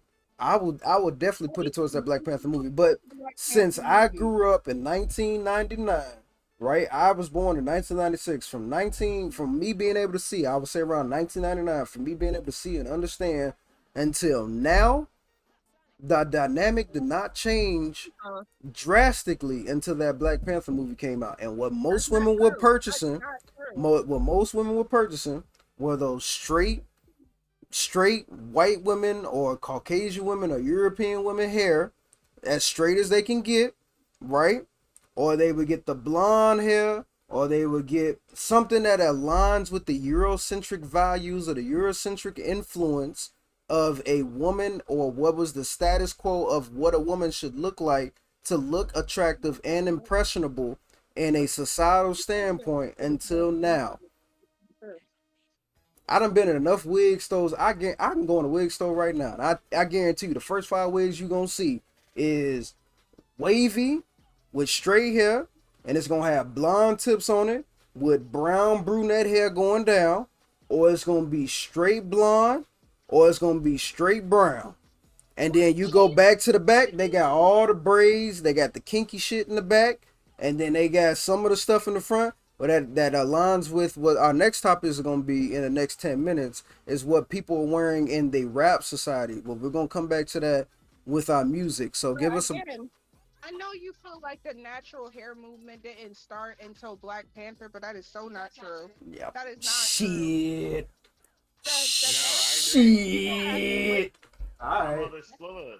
When did Black Panther come out? I don't Black even know Panther when Black came Panther came out out. 2012. Oh no, 2018. Yeah, 2018. let's talk. Let's go It came back out in because 2018. You really think that nobody was having natural hair up until 2018? You think Brother, everybody was just like you can growing? look at social media, brother. Brother, Well, I look, ain't I'll got be to using lie. it as an example. Brother, I ain't I'll got be to using it as an lie. example. What I got to lie for? there is no. What you? It's not that My you're lying. mother. It's that you're not understanding what everybody else is saying. The natural hair movement, because I remember we was all cutting our hair, taking the perm out. That stuff started around 2010, 2011. Because when I cut my hair, it was 2013. Man, I'm about to pull up. That's when the Yo, natural when we hair come back, movement happened. y'all give us like 10 minutes. Give us 10 minutes. I appreciate everybody that's in here in the chat. Thank y'all so much for coming in. Lupin, Melly, we had Brick making some comments. Y'all make sure y'all turn y'all videos back on. Just give me a quick, I'll take 5 minutes. Give us 5 minutes. We're gonna come back. Everybody mute your mics if you're gonna say something or do something outside of here. Give us 5 minutes. Let me take a quick intermission and we'll come back.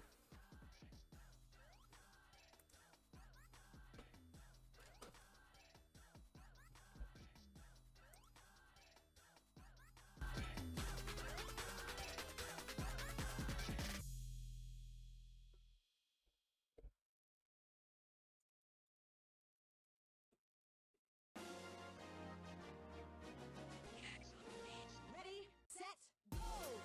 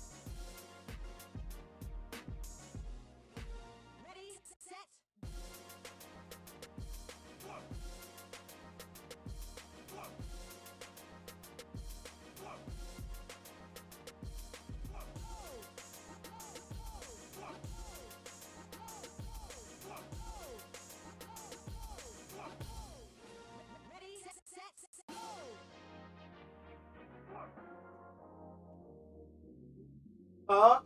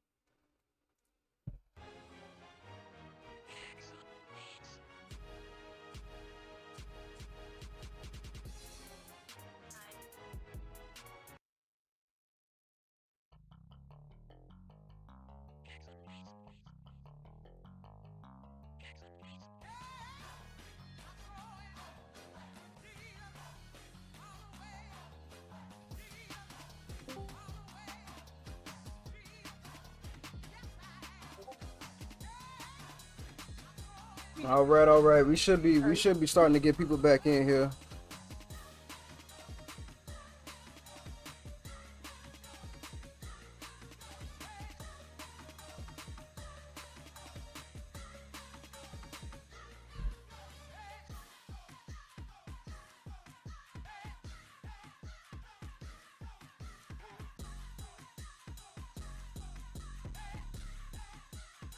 Sorry for bothering y'all. Want to offer a promotion of your viewers? Lord have mercy. Brick, man. Why you ain't modding, man?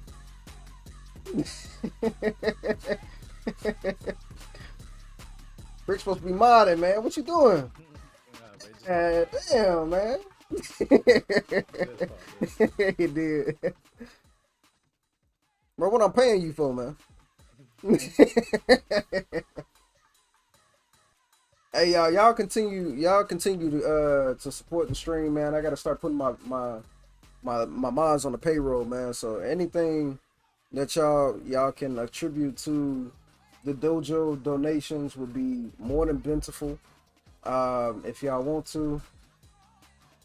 And I also have a thing going on my Facebook page as well for the Wounded Warriors program. If you want to check that out on my Facebook, I'll actually post it in here. But I would love for y'all to contribute a donation to the Wounded Warriors program as well.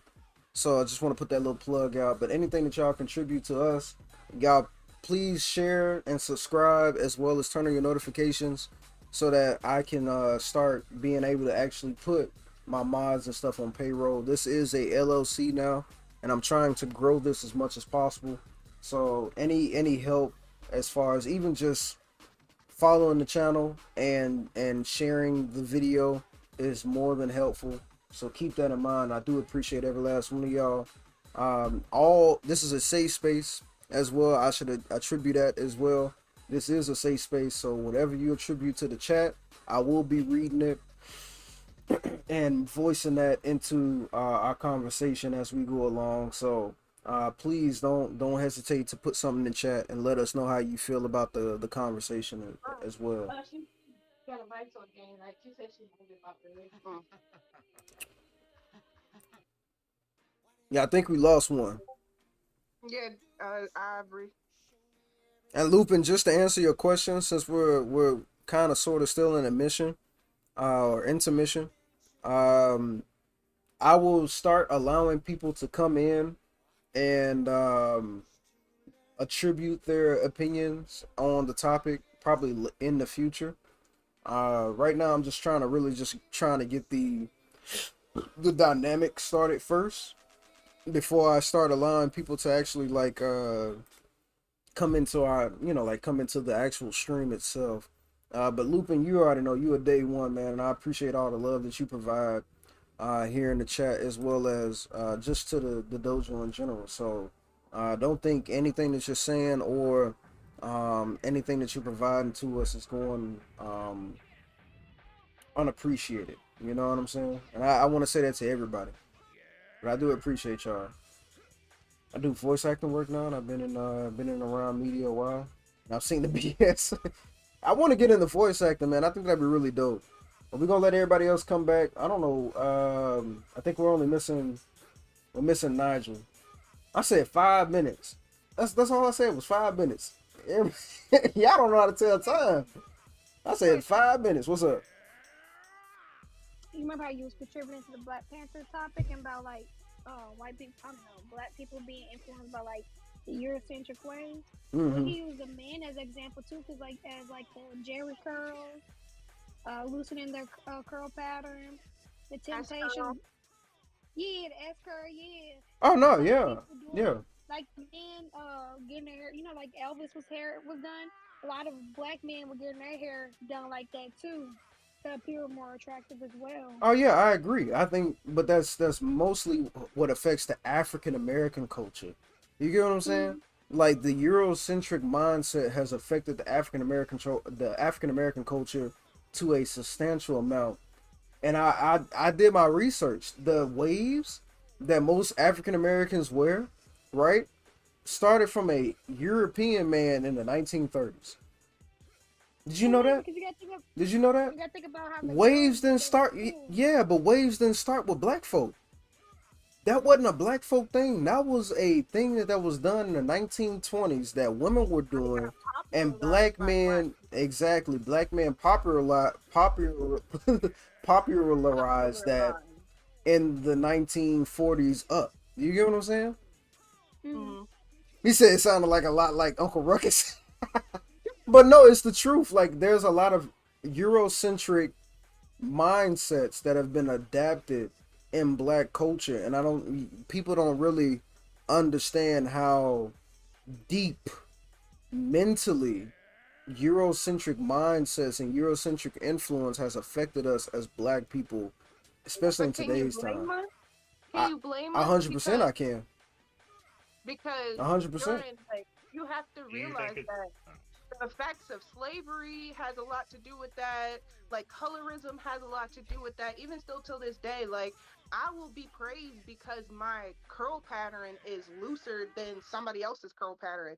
Like Mm-hmm. somebody can come like with like 4C hair, and because I have 4A, 4B, oh my God, you're so pretty. What are you mixed with? Da, da, da, da. I'm also light skinned. Mm-hmm. Let's put that in there. Like there's things that like it's not, I wouldn't say that it's popularized. I'll say that here goes another generational curse.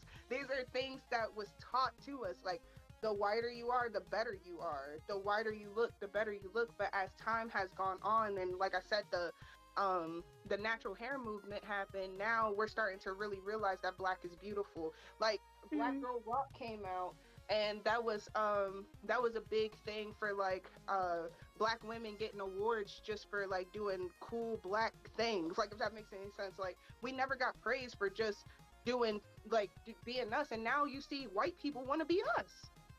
Well, Mm-hmm. Now we're it's starting to have always been our like, songs and we have our culture and stuff mm, like that. Like now we're starting to really appreciate ourselves. I think it was And always been like that though. I would agree, or I would attest that fact that it's always been the exoticness of, and we're gonna get into that when we get to culture, right? But I think that it's always been like that. That we are an exotic set of people. We literally influence everything across the board. If black people don't make it cool, it's not cool.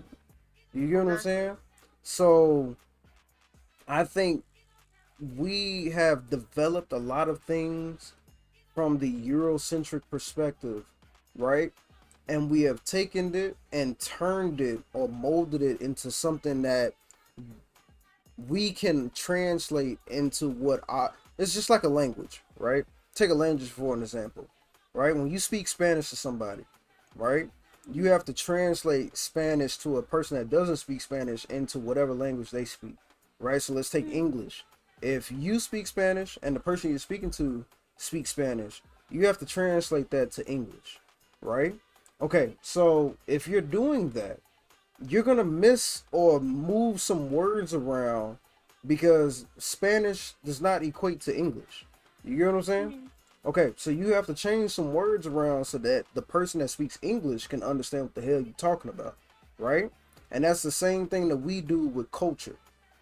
We take some things from certain places and subliminally we have been affected by so many things outside of our culture, or the outside of the culture that we have developed since slavery, right? Mm. To attribute to how we plan to live in society today, right? Now, some of those things have been affected us negatively, and some of those things affected us, or at least affected us negatively, that we have turned positive. But for the most part, it has all been an adapted mindset that we have tried to acclaim and then shift it into a translation that fits what our culture is today. Does that make sense? Mm. Mm. Do you have are we gonna move into the following topic? Yeah, yeah. So, Lupin said exactly. Black people and culture influence everything in our society today. If it's not cool in black communities and culture, it's not cool. And I agree with that 110%. Exactly. And I also feel like, to say another thing on your thought, like I feel like slavery, like we came from Africa. When we came We don't from know that. Africa on the Allegedly. boat, our We don't know that. when we came off the boat, our culture was ripped away from us. So Black American culture is something that we created as Black Mm. people. So of course we're gonna feel like the things that we were being taught, like, oh, straight hair is better, this is better, the way that this looks is better, because that was, like I said, we don't have a culture. We had to create our own culture as American people. Again, like I said, as the natural hair movement happened, as like it became like, oh, hold on, we need to bring our power back. We started to wear our afros and wear our locks and wear everything that we feel like that's who we are as Black people, because you Mm. also have to realize that when you go to a job, and say I go to my job like this, like they Right. can say, oh, we don't want to hire her because her hair looks a mess, but I feel like my hair looks a mess. Nobody else feels like my hair looks a, well, as black people, Yeah. I wouldn't call Mm. my hair unprofessional, but that's what they're saying, that it's unprofessional. So we had to conform into a standard so that we can get better jobs, better better Everything. opportunities. Like Opportunities. we have to go into whiteness in order to thrive in America. That's That's just the truth. true. And that is very By the way we communicate, the way we our image, the way just everything. also allowing people to have locks at their fucking jobs. Exactly. Like for the longest, women or even men couldn't have. Hmm. What's That's up, yeah, that's a Chocolate? lot of black Chocolate in the women building, too. man. I gotta give Chocolate a shout out, man. Much love to you, Chocolate. So, But yeah, that's yeah. It's It crazy. just So our it just next, a our lot of next women com, too. our next question is, what generational curses do you notice in our music? And Oh, I give you some examples: female rappers, the '90s hip hop, the war on drugs, gangster rap, and R&B. not. Man, girl, just let it be. over sexualizing each other. Okay. And what do you? Let's unpack that. Unpack that. What do you mean by? Just bragging about things that should be private, about your sexual life, your sexual orientation, Mm, your preference, all of that. A lot of that stuff, that they glorify. A lot of men and women don't have respect. They think they talk about their genitalia and that is empowering. You know, that I slept with this person, that person, or like, my stuff is better than yours, or you have to do this in order to be beautiful. Like if you don't put this up there and make it smell like that, you're dirty, or my thing don't look as long as his or prettier than his. Your stuff is little. It's stupid. It's a whole so bunch of stuff that should be private. okay, I think are you speaking from like an R&B standpoint, because we know I'm talking R&B about rap. singers. We talking about rap. We talking about rap. Okay. So how do you think, with that being said, how do you think rap culture, or just hip hop culture in general, has either Okay. either liberally affected us in a positive way, or adapted generational curses of our people over time? No. Curses because of the way we carry ourselves. The image that we carry upon ourselves is like we're just you can throw us around anywhere. Like we have no type of standards. That we're dirty. We're like animals. We can't carry ourselves in a professional way. Like, Like the female rappers nowadays and stuff. Like how they give the girls an image that you have to sleep with this person and that person in order to feel like you the baddest person alive. You shouldn't have to give little girls an image that they have to give away their innocence in order to be something. Mel, I see you said gun violence and killing each other. Can you unpack that? Can you elaborate? What do you mean? Because I can take that in so many different ways. And I mean, like from a Candace Owens perspective, right? And that's such a terrible person. Like that's such a terrible way to come at it. But like like speaking to statistically, right? Mm, There hasn't been enough gun violence in our, at least statistically. And I'm not, look, I'm playing devil's advocate here, but gun violence wise, there have been more gun violence outside of our, there's been more gun violence right. inside of our nation from us killing each other rather than, you get what I'm saying? Like, so you have to unpack that. I need a little more, I need a little more. You know what I'm saying? Chocolate said, no cap. I like when the female rappers rap about spinning on dicks and licking butts. Hey man, chocolate be on that type of time, boy. It's catchy. It's catchy. It's catchy, but it's derogatory. It What she shouldn't be said? My no booty people hole. rapping What she about said? it. My booty hole brown. She said my coochie Yeah, I pink. can My play booty that hole song brown. live. That shit was crazy. Yeah, like the music is fun, it's fun, but I feel like it shouldn't be something that's advertised all the time. But the gun violence is real too, because you're promoting self hate against each other, and Yeah. that's a generational curse because you're giving toxic masculinity based on the man have to be stronger than the other man and show dominance, and that's only being promoted towards each other. I mean, there's other people mimicking us, but Mm-hmm. it kind of that gangster rap and violence. It started with us as an empowerment that we couldn't have some type of one up on the white people on us or people that disliked us because of the way we look. So we formed something against each other and harmed each other because we couldn't do nothing to them without consequences. Well, I think what people tend to forget about is that when it comes to music, right? And like I said, I'm primarily playing devil's advocate, right? Is that I think people tend to forget is that there were people who made music that was strictly to empower the black people, right? Or to empower the black culture, the black movement, right? Is that there was the Sam Cooks, there were the Marvin Gayes, there were the John Coltrane's, there were the Miles BB Davises, King, there all of them. was the BB Kings, there were the Eric B and Rakims. There were the Commons. There were the LL Cool J. nah, LL Cool J. But there were the Lauren Hills. There were the Erica Badu's. There were the KRS Ones. You know what I'm saying? Like, and that might be way past or way before our time. There was the Wu Tang Clan. You know what I'm saying? Like, Outkast when Outkast first came out. You get what I'm saying? So there was music that was attributing to black culture in a positive format, but today's rap, today's culture, I think is more detrimental to black culture than it was positive. Does that make sense? I'd like to add on that real quick. Darius, we're about to head to Food Lion. Not right now. We were like right in the middle of We have this. to. Why? What's going on? Okay. See what happened was I left all my food at home. Y'all can't pick up the food tomorrow. We about to wrap up. I got people watching now. Y'all can do that tomorrow, right?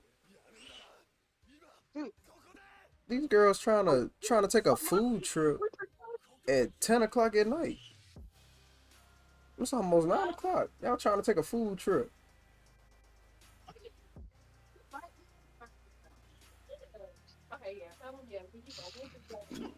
What are y'all trying to what now? Like what now? Y'all got the whole morning.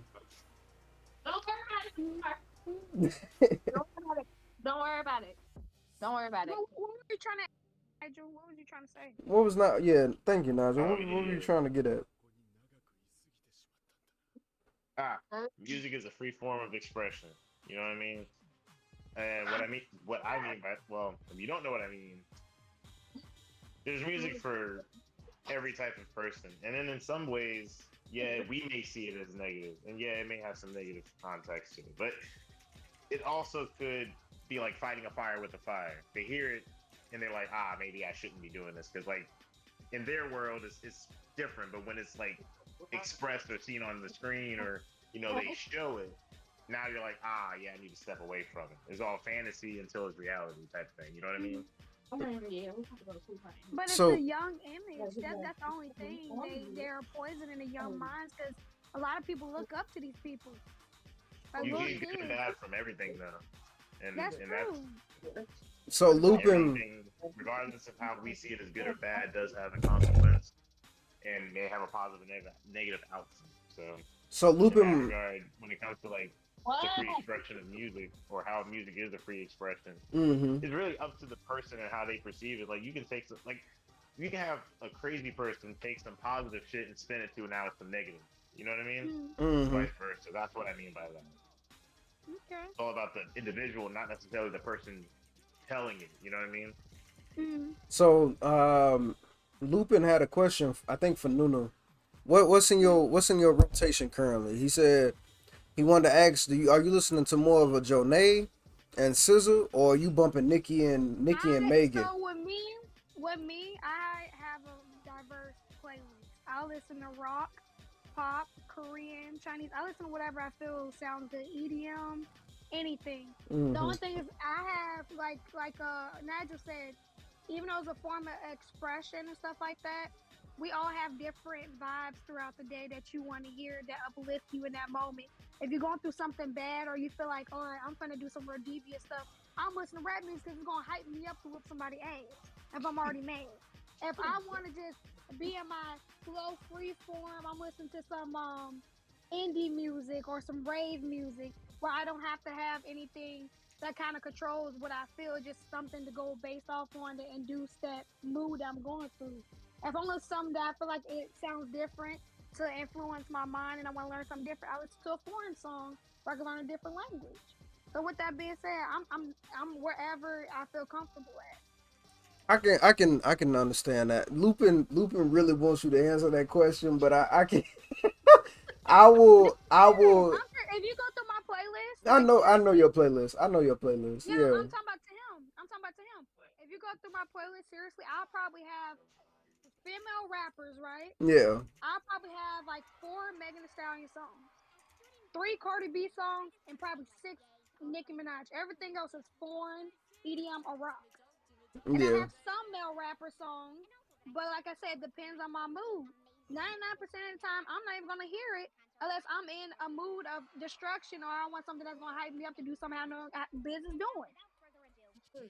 Now there are songs out there, like I said, if you're in the heat of the moment, you want something catchy, and you're kind of feeling like I said, I'm going based off of my mood. If I'm in like a very let's say I'm in a social gathering and they're playing like pop songs like the Sexy Red and stuff like that.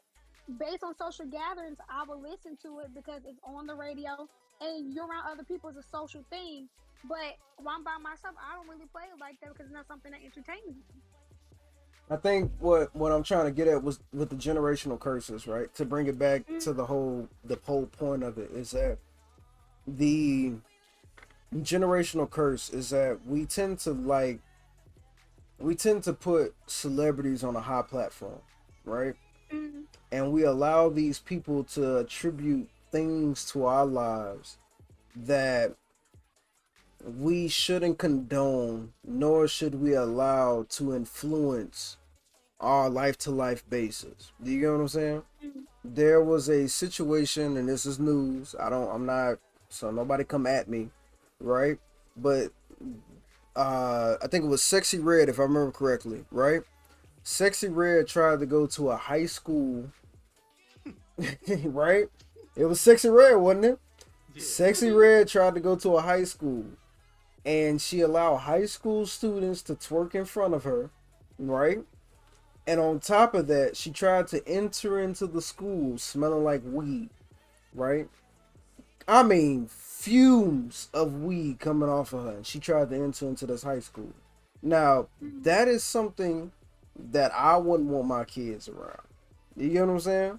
Now, I may smoke weed on the outside or smoke weed on the inside, whatever it may be, but I'm not doing that in front of my kids. Do you get what I'm saying? And because of a person presenting that in a role model basis, right?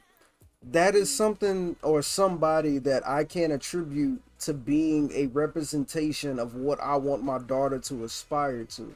And that is what I would consider a generational curse, is that someone who lives like that, regardless of who the person she is, she may be the sweetest person or uh the most kind person to be around in a you know what I'm saying? She's not a bad person, is what I'm trying to get at. She may not be a bad Yeah. person. You get what I'm saying? But there are certain people that we hold to a standard, and then we allow them to be our role models or to influence our lives, and we will hold them to that standard. And then when people come at you for being like, man, like, why are you looking at Ice Spice as somebody you want to be like in the future? And people be like, bro, like, yeah, I like Ice Spice, but I don't really feel her music, you know what I'm saying? And you like, but what is she doing to contribute to the society, especially as an African American, right? And she's part black and part something else, right? What is she contributing to black culture? What is she doing to break the generational curses? From what it looks like, she's not doing anything but making more things detrimental or negative in our society. Do you get what I'm That's the saying? thing, though. That's the thing, though. None of these people that you just put out never said that they were role models. Their music is not for children. They're not supposed to Mhm. be listened to by children. It is the parents. It is the parents' job to make sure that their children are not listening to exposed to things like that. Children should not be listening to Doja Cat or any of those, like anybody who talk Megan Thee Stallion, all of them. They're not for children. They're for adult women.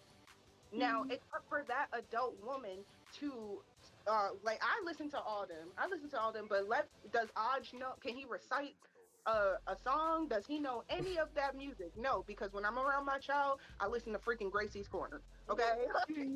Listening to things that are going to help my child do better in life. I'm watching freaking Blues Clues all day, even though I want to watch freaking Bad.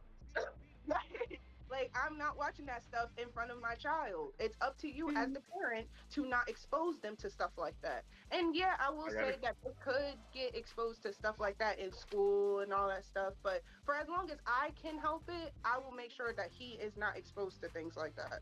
Okay, so Naja, go ahead. Then I'll come with a rebuttal. So to both of y'all on this one, or maybe all three, I think this may be related to what Nunu said. But in regards to the exposure, or in regards to you not exposing them to what you deem as you not wanting them to do or see at a very young age, why not take it, as a parent essentially? And this is just I'm just speaking from how I see it. I'm not a parent, so I can't really tell y'all what to do in that regard. I don't want to come off that way. Hmm. But to me, I would prefer to just teach my child that this is not how you have to be, and this is just more so for entertainment, not to be taken seriously, etc. And yet, they may not see it right away at a young age, but realistically, what are they going to be doing at 2, 3 years old? Like realistically, the music is only going to influence the you know 12 and up crowd. Like that's the type of people that are going to hear it and they're going to act how they want to act. And yeah, you can say, oh, I'm not going to have them listen to it, or I'm going to not show them or let them see it when I'm around, or whatever. What do what does every teenager do when your parents tell them, "Hey, don't do that or else"? You typically do it anyways just to see if they're gonna like stand on business or not. I Yeah. definitely did it. I feel like then they're gonna not want to go to you to make sure they understand truly. They're just gonna go with what they think is accurate information, what they believe to be true, and then what typically happens from that: teenage pregnancy, bad situations, disappearances, just drug OD. That's the type of situation. And to prevent that, break a generational curse, instead of not showing them and exposing them to it, be the source and teach them the right way to go about it and not the right, not the wrong way, essentially. Because media is always going to show the wrong way. It's always going to go to the extreme that we tend to take as reality, and it's not the case. like say for examples how they always try to push relationships, in certain TV shows. It's not reality. In the real world, it's never like that. Like it's not that smooth. It's not that direct. It's not that whatever it may be. It's not how they try to fluff it up. So just to bring it back to reality, you be the you explain to them what they need to know as far as the goods, the bads, how to go about it, and I feel like that will prevent things from getting out of hand. But just not saying you're not going to expose them to it, that would mean you would have to be around them 24/7 for as long as they decide to still be under you, because you only have 18 years for that. So 18, they could dip out and you're out of control of what you can influence in them at that point. Exactly, but and also to that point, I would say that like there's a time for everything. I recently watched a video on TikTok, and the freaking kindergarten teacher was asking all the little kids what their favorite songs were, and like most of them said, like most of the little girls said "Sexy Red" like songs, and like the little boys were like saying like other like rappers and stuff like NLE Chopper and all that stuff. But it's just like, why isn't nobody saying row, row, row your boat? Like, why is no one saying please? Like, my child shouldn't be listening to something like that, and they're only this age. I shouldn't have to explain to them something as big as what she's talking about to my young child who don't like they don't know what the heck. They only know what I show them. They only know what I teach them.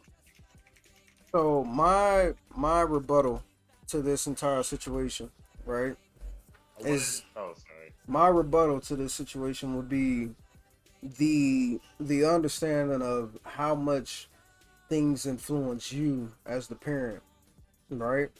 And the rebuttal would be that you allow yourself to listen to the Sexy Reds and the Megan Thee Stallions and the Cardi B's and uh the Trey Songs and the Chris Browns and so on and so forth.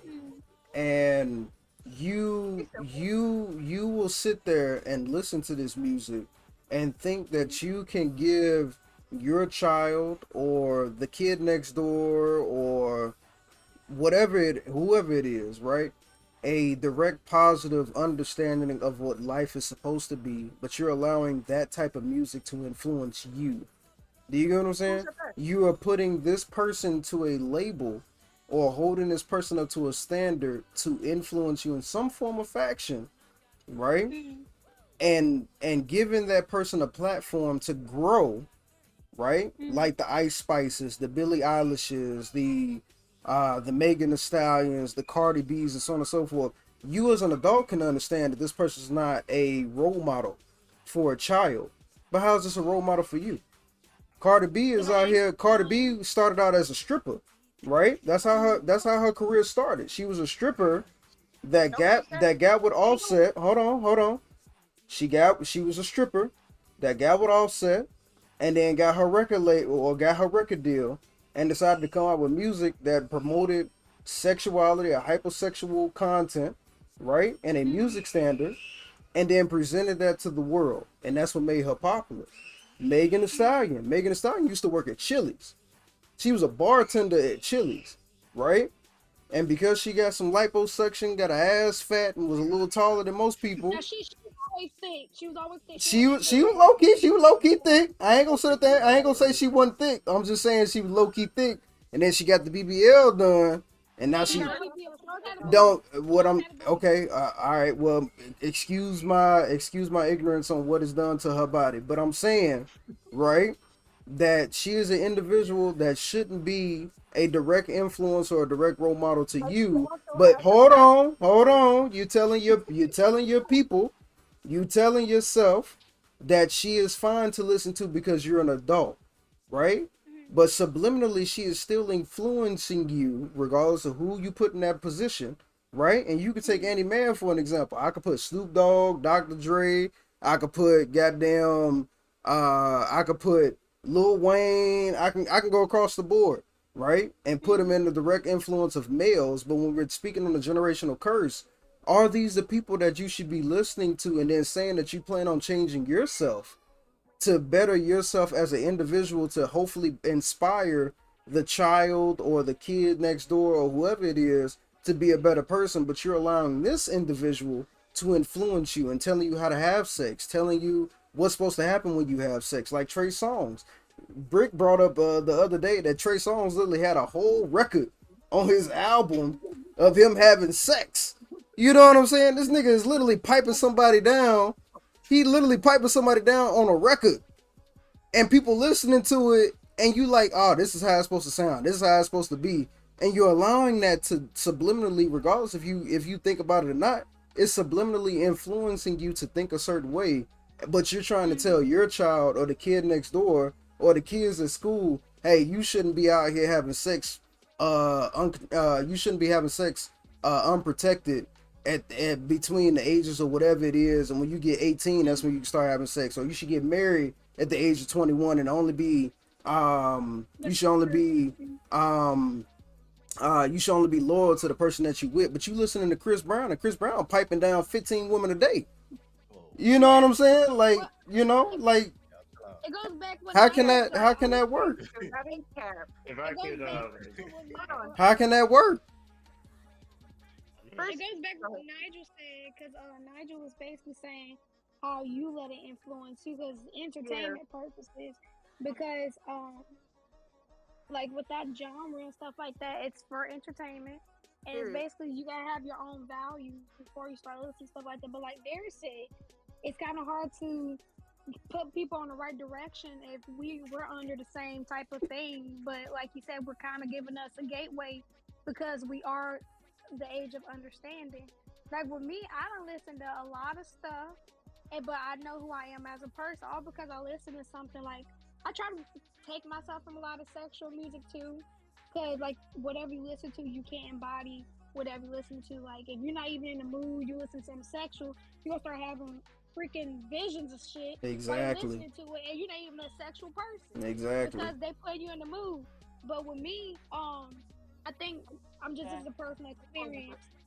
With me, since my mama sheltered me a lot and shit like that, but luckily by her, even though I listen to a lot of rap music and shit, I ain't start doing that shit till I hit 18 by smoking and drinking, really, because my mom already, instilled in me that it was inappropriate, that I shouldn't be doing it, and that it makes me look less ladylike, and she didn't raise me like that. So it's just about knowing who you are as a person, be secure in yourself before you start listening to stuff like that too. I agree. So we'll go. Let me move to the next question. I'll wrap. Okay, after you say what you got to say, I'm gonna wrap these two questions into it so we can move a little faster. I'm gonna wrap these two questions into one, and then we'll move to the financial side, and then I have 3 more questions after that. So everybody knows in the chat, we got 3 more questions after that, and then we'll be done. So I'm gonna wrap these 2 questions into one. We'll go into the finances, and then we have 3 more questions after that. So, hold on. Let Lady Sensei say what she got to say, and then we'll come back to you, Nigel. So just try to remember it as best as possible. Yes, I'm just a built different. I don't know, cause for me, like I could listen to anything. It could be music about sex, whatever, and I feel like it doesn't influence me.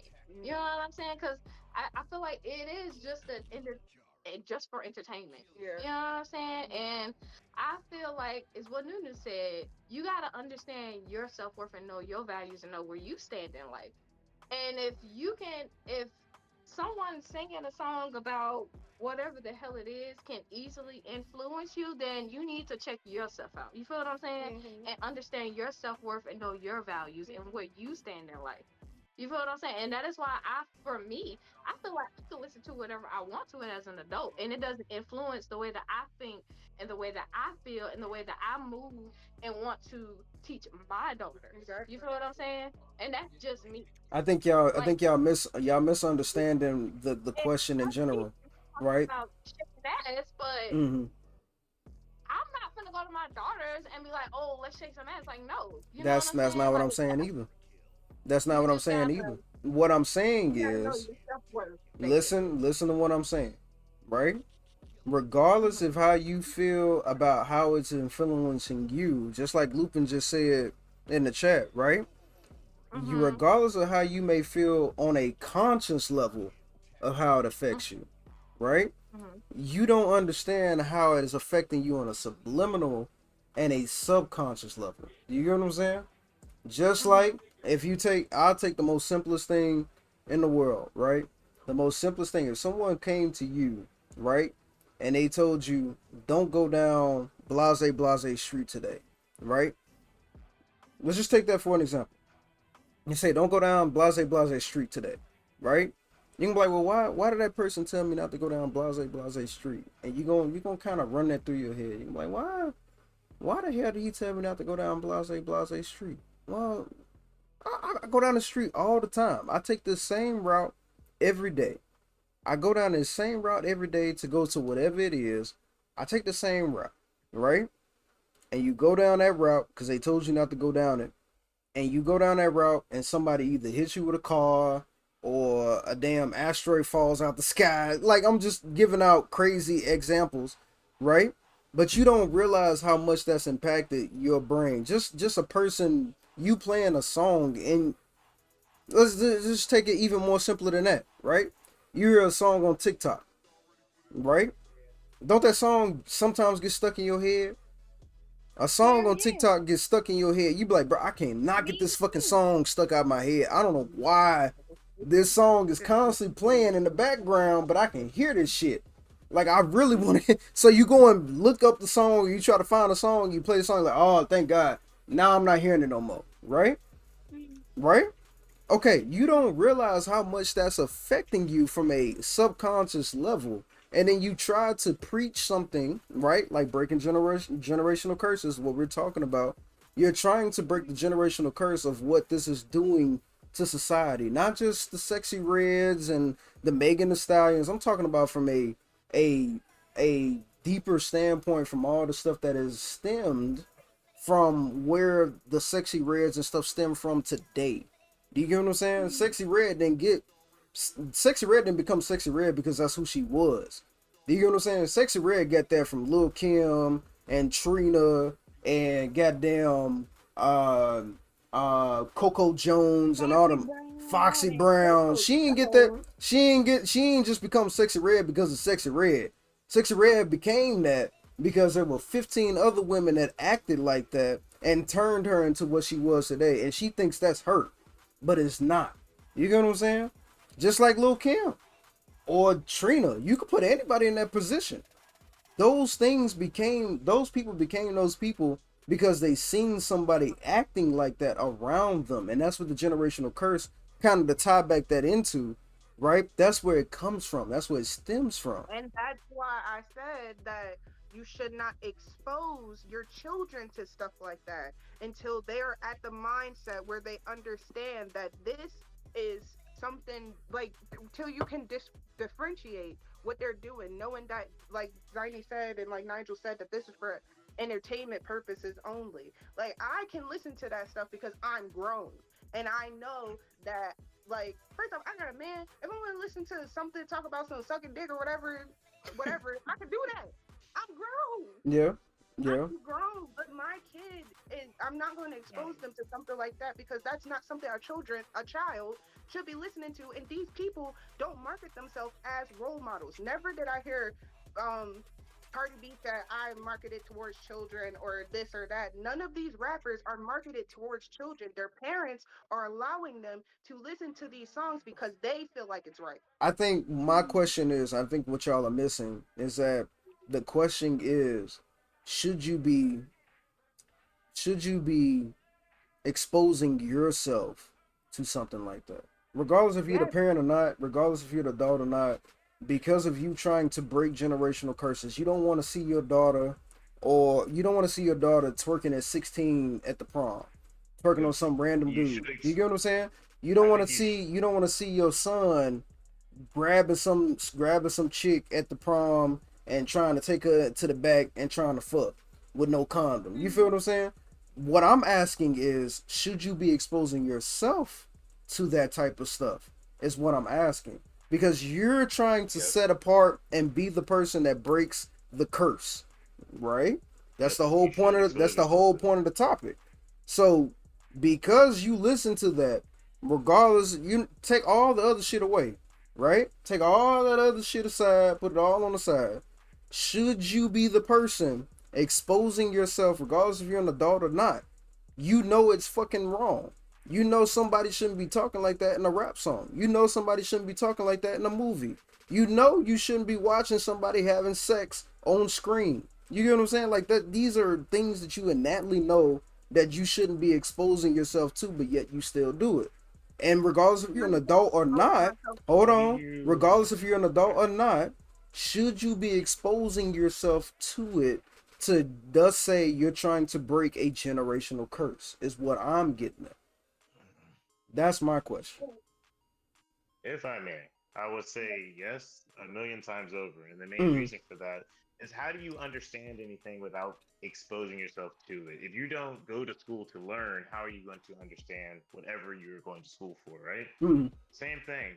It's just learning how to handle the situation. So, how do you counter a sexy red type of situation without knowing who sexy red is, or knowing about sexy red, or knowing how her music is? If you never heard a lick of her music, how can you give an opinion on what is good or bad in that regard? right.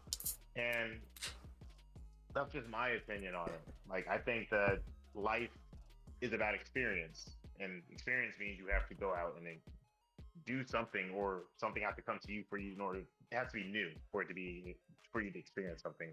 I don't know. I'm trying to make sure my words make sense. But Yeah, yeah, basically, life is about the experience, about the journey, right? So you're going to see all these different things. It's going to change you over time. So you're going to expose yourself to the good and the bad, and you have to. There has to be a balance to it. If you just only focus on what you deem as good, it doesn't mean that it's necessarily good. And what I wanted to ask you was what you had mentioned before, like what inherently makes those bad? Is it a society thing? Is it a personal thing, or is it just what you deem as what's your reasoning for why it is not okay? Because that's what you use as your example, right. like watching people have sex live on like plenty of movies for many years. They are perfectly fine with them sometimes having sex on screen. So Right. where is the problem if that's been a consistent thing? So is it hmm just you personally don't agree with it, or is it that's the only one? That's the last one I remember. That's the only reason why I'm using that as an example. Right. Yeah. But the other two that you mentioned to me is the same situation. Is that your personal beliefs? Is that what you feel is cursing our culture, or just people in general? What's your opinion on that one? Because to me, you kind of have to know what is good and bad out there in order to know which way to move. If you only stay in one lane, it doesn't mean you're right. You could be wrong the entire time thinking you're right because you haven't been exposed to a different perspective. Right. So exposure isn't 100% necessary, in my opinion. No, I and I agree. I do partially agree with everything that you said. Like I think it's one of those things like you have to take into account of the things that you're exposing yourself to, and like I said, subconsciously you don't realize how much it influences you, and when you go to tell your child to do or to not to do certain things, that is playing in the back of your mind regardless if you think about it or not, right? Because it's a subconscious Yes, situation, you know what I'm saying? right. So It's Hold on. I wanted to say something about that. I'm not trying to interrupt you, but no, you good, you I good, keep go ahead. wanting to say something about that and No, what you you good. said. Like, yeah, it really does boil down to who you are as a person. So, like, if you listen to nothing but church songs, but you're a narcissistic, person, your child is gonna get the brunt end of your spiel, regardless of what you're listening to, right? You listen to nothing but you've been raised in a religion, you've been raised this way, but Yeah, you have bad values. So what are it's going to get exposed to your children? Those same bad values, unless you yeah. fix them. You No, could I agree. be I listening to agree. nothing but death metal, listening to like whatever as we deem bad, Mm-hmm. or not acceptable, right? And then be the nicest person on the planet. No one hates you. No one thinks no one's like trying to get over on you, anything like that. Like they don't deem you in the category of you're someone to stay away from. So I really don't think that has anything to do with it in regards to it. But at the end of the day, regardless if I let music influence me or you don't let music influence you, or however you move, right? When it comes to your children, you are the last line of defense in how that child takes information. Yeah, they Mm. may have Mhm. a teacher, they have a mentor, they may have a friend, but if they trust you and you're that safe space, you are the last line of defense. So you are in Mhm. control, regardless. Like if that child, if you've never, if that child has not been numb to like say violent movies or things like that, but they get to school and they finally get exposed to that without their consent. Like maybe there's a movie playing, they didn't know it was a movie that they weren't familiar with. They didn't think it was going to be bad because school inherently is supposed to be safe, right? Like Right. Mhm. that is a movie about catching an STD. Like what's the Okay. name of that movie? Outbreak, or Mhm. Mhm. Contagion, or whatever movie like that. Movies where you're not expecting to see that in a school setting, but you do, right? Mhm. So you're not trying to expose your child, and they get exposed to something, boom, out of nowhere, and now you have Yeah. to now do damage repair, or you have to damage control basically Mhm. to kind of Mhm. mitigate how that may affect them because you didn't already do that. That's why I was Right. saying you should, or in my mind, I would expose them to at a point to gradually, not like throwing them out to the wolves or throwing them out in the ocean and Of make them course. swim. Of None of course. that And like that's that. But why then I gradually, said, of course. of course, and that's why I said that there is a there's a time for everyone to do there's a time for things to get taught to them. I do not Mhm. feel like these rappers and all that stuff, the things that these kids are listening to should be exposed to them as little 5 or year olds. Like they shouldn't be listening or watching any of this stuff at this young age. They should be learning their ABCs and freaking learning shapes and colors and numbers and all that stuff. Like that's what they're supposed to be doing right now. Now, if they get older and they start, like I'll say like 12, 11, 12 is when I got exposed to what sex is and all that stuff. And my mom sat me down and she told me about all the things that happens during this time. Then that's when you start giving them little bit, like not little bits and pieces, but just don't, they're not supposed to be as exposed as they are right now. Like Right. I Mhm. just feel like they can just go on the internet and just find anything. Like Mhm. And I I like, oh, go ahead, sorry. no, go ahead. I think it's a blessing and a curse for sure. But I think that the way technology is now and the access to information, again, I think exposure is like power. That's why we have so many young children even doing very well financially. Sorry, I was going to another topic there, but doing so Yeah. No, you well good. like You in good. life. Like they're like 18 years old.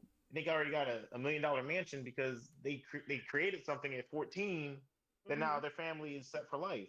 So the Yeah. access to information, there's always a positive and a negative. And again, it really boils down to how that child is raised, what that Yeah. child, not what the child is exposed to, but who the parents are, who's the That's important true. people that that child listens to or even talks to and gets That's information true. from in that regard. Because the Right. That's teacher true. can give them bad information, and if you're not in their life trying to help them learn what is right and wrong, they will go and find it themselves. So that's what I That's mean true. by that. Like if you don't do the exposure, they will find someone else, or the exposure will find them, and then they'll have someone else to talk to before they even get a chance to speak to you about it. And Yeah. then especially back to the breaking generational curses, the toxic, parenting even, right? Yeah. Oh, I go talk to my parents about something that didn't make sense to me that I, found out in school from either a classmate, a teacher I overheard a conversation by, whatever it may be, right? And now I get the third degree, and now I don't even want to talk to them, even, Yeah. moving forward ever again in Yeah. regards to any concerns I had. So it really is. There's a lot of different things to take apart in that. But I Yeah. really I feel agree. like to really break that generational curse is what you're asking. Like, should you expose? Yes, the exposure is key because if you don't know, if your perspective is not able to change, there will be no change. If you believe that rich people are this and that and poor people are this and that, but the reality is it can be like really bad people that are rich and really good people that are poor. You know what I Yeah. mean? Yeah. It changes so But much I if your still, perspective changes, but you have to expose yourself to let the perspective change. of That's all course, the reason. but That's all I'm saying. I still stand on it. It matters the age. Like I think that our kids shouldn't be exposed to things like that, like sexual or anything like that, at the age that they are. I feel like their innocence should be um protected for as long as it can be. But of course, they go to school, they learn new stuff. If they come to me and say, "Hey, mom, what is da da da da da?" I agree with you on that. But I really want to protect my child and keep him a child for as long as I can. That's fair. That's fair. It's just I see. I think what Nigel's trying to say is that like With your stuff you're saying, Cam, is very valid. Like their innocence should not be tainted yet. But he's just saying, like, from what I'm understanding, because Hmm. I am a person who inflicted on other kids based off what happened to me. If I had that protection and that teaching, I probably wouldn't have um basically what would I say? Reenacted a lot of things that were done to me to other kids if my mom sat me down firsthand Hmm. to keep the exposure from happening. If something didn't happen to me where I was exposed to see something that was adult like, I never, try to process it myself because Hmm. I was traumatized and I understand what was happening. I wouldn't have keep mimicking on other kids. You know what I Of mean? course. Of I think course. that's what he's trying to say. He's just saying you got to nip it in the bud where it's a level of comfortableness and you have to have that conversation where they understand from both point of views and it's kind of like it's kind of for that kid to kind of learn but they still have that safe place where they'll go to mom or dad before going to Yeah. peers and it gets worse over time because that's basically what happens. Yeah, and I agree. Yeah. I agree. I Okay. completely agree. Now let me stop it real quick. These are all Mhm. valid points. I appreciate all y'all.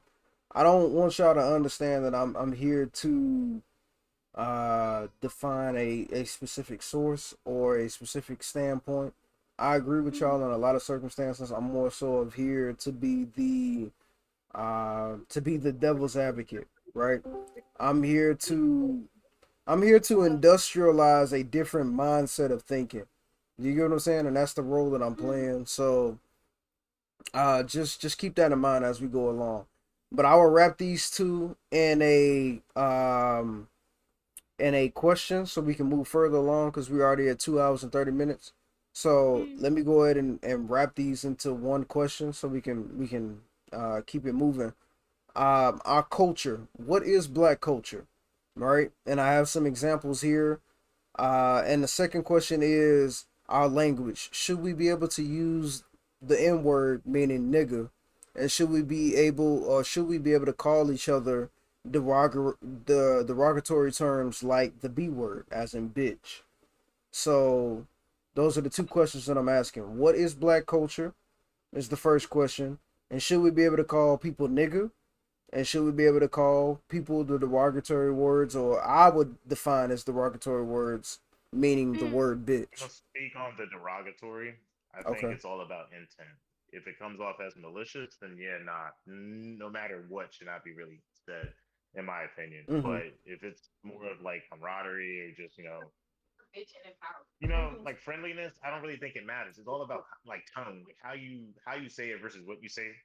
That does have a factor in it because you could say some very demeaning shit, but then none of the wording was very like putting you down. It's just tone. You know what I mean? Mhm. Mm-hmm. That's my opinion on that one. As far as black culture, I'll let someone else speak on that one. Well, what do I you know. define as black culture? What do you feel like defines black culture? What makes us Yeah. black? What makes us feel like we are, because we've taken, people take so much from us, but we still can yet to define what we are as a people. So what makes us us? What makes this melanin beautiful? Do you feel what I'm I can saying? tell you. I can tell you ain't gonna like it though. What? What? Go ahead. I ain't type person. I don't tear us down, but black culture to me, based off growing up around white kids and then be exposed to black kids and seeing how everybody's wired differently. Black culture to me is glorifying ignorance, glorifying things we don't. It is true. I'm sorry. Glorifying ignorance, not wanting to That's the better realest part. ourselves, wanting to better Bring ourselves. bring your camera back, Black nigga. and we keep and we keep thriving off of we basically bond with each other through traumas if you want to be real. When you Mm. make a friendship with a black girl, it's always something going on at home or something that we were seeing firsthand as children and we grew Mm-hmm. up into that lifestyle Mm-hmm. through our parents, like our let's say our uncles and stuff like that were alcoholics. Mm-hmm. So older, even though they're telling us you shouldn't do this, we're being exposed to it, and then we get older, we end up doing it because it's a trauma thing. It's a trauma bond. Hmm. We grew up around our parents that tell us like for my family they didn't let us cuss or call each other's our name. We couldn't, like, a lot of black names you couldn't say liar because liar was a cuss word and stuff like that. So it's basically based off of trauma bonds, ignorance that was glorified because that's all that we knew, and that's what we made of our culture. And if we Mm, go around other people talking the way we talk, we sound very uneducated, and that we don't want nothing better for ourselves. We like thriving in negative energy mm. and using the words that we use, even though we use it for empowerment, because it was used against us, and now we're trying to use it where it's a social thing and stuff like that. It's still a traumatic experience that we all are trying to bond with, rather than trying to find a way to better ourselves and communicate better with each other and build each other self up, ourselves up. See, Lupin, I get where you coming from, Lupin, but I honestly agree with Nunu. And that's crazy. This is the first time that I've agreed with Nunu is that our culture tends to depict something that we don't take the time out to actually fully understand what the fuck we have actually put ourselves into. You know what I'm saying? So Nunu, I will say I actually agree with you in this particular circumstance, which is odd. It's been a long time since we actually aligned, but I actually agree with Nunu. I want to hear something from Brick. Brick hasn't said anything the whole time, and I want to hear what you think. What do you define as black culture, Brick?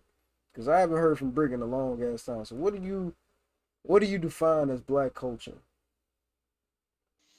The color of my skin. Period. I mean, okay. I mean, I'll take it. Amen. I'll take Amen. it. That's fine. I'll take it. You said the color of my skin. But what else? You got something else to add to that? It's just the color of your skin, that melanin, huh? That's it. Yeah, that melody. That's it. The melanated. Ain't nothing like it.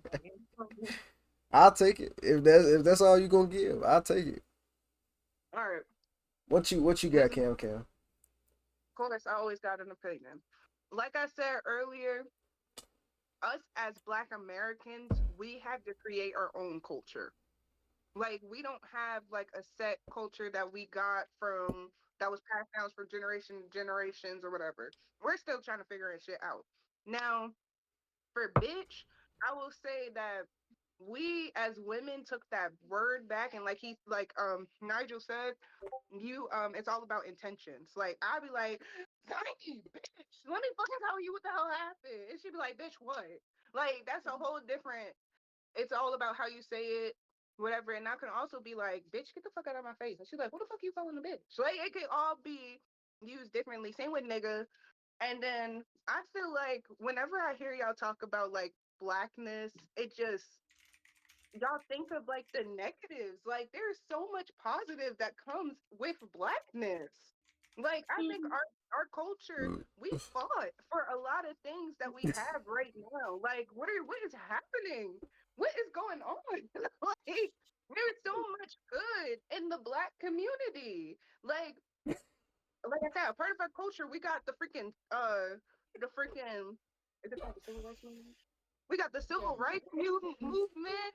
We got like all these like people who empower us. That's all a part of our culture. Like we literally fought for our freedom. What? Is I guess it's one of those things. Like I think people can't yet define what black excellence is or what black culture is because we And there's so still much black we excellence. still well I think it's one of those things like we still can't define what black culture is to us because it's a ever evolving culture. You know what I'm saying? Exactly.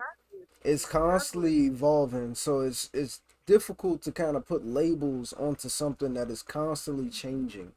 Do you know what I'm saying? Yeah. However, however, there are certain things that define what black is. Do you know what I'm saying? There are certain things that naturally just label us as black. Do you know what I'm saying? Mhm. Rodney King, God rest his soul, but Rodney King is a great example of what black is. Black That's is what a I'm saying. person. Black is a person that's riding down the street and getting assaulted by 5 or 6 different police squad cars in the middle of California and being beat senseless, and then being able to win the case 2 years from now. Do you know what I'm saying? Mhm. So like, Black no, is hold on, hold also on, hold on, hold on. Black is one of those things, though. Black is a Oh, situation where you are hated across a nation. oh my god. Black is hated. You are hated across a nation, and you're still able to thrive and make yourself into a tycoon in your environment. You get what I'm saying? You are able to take the Irony. atrocities. You are able to take the atrocities that have happened to your people and able to congruent it into something that is so substantial that no one can stop. I guarantee you, most of y'all don't even know the richest black man in America. Do y'all know his name?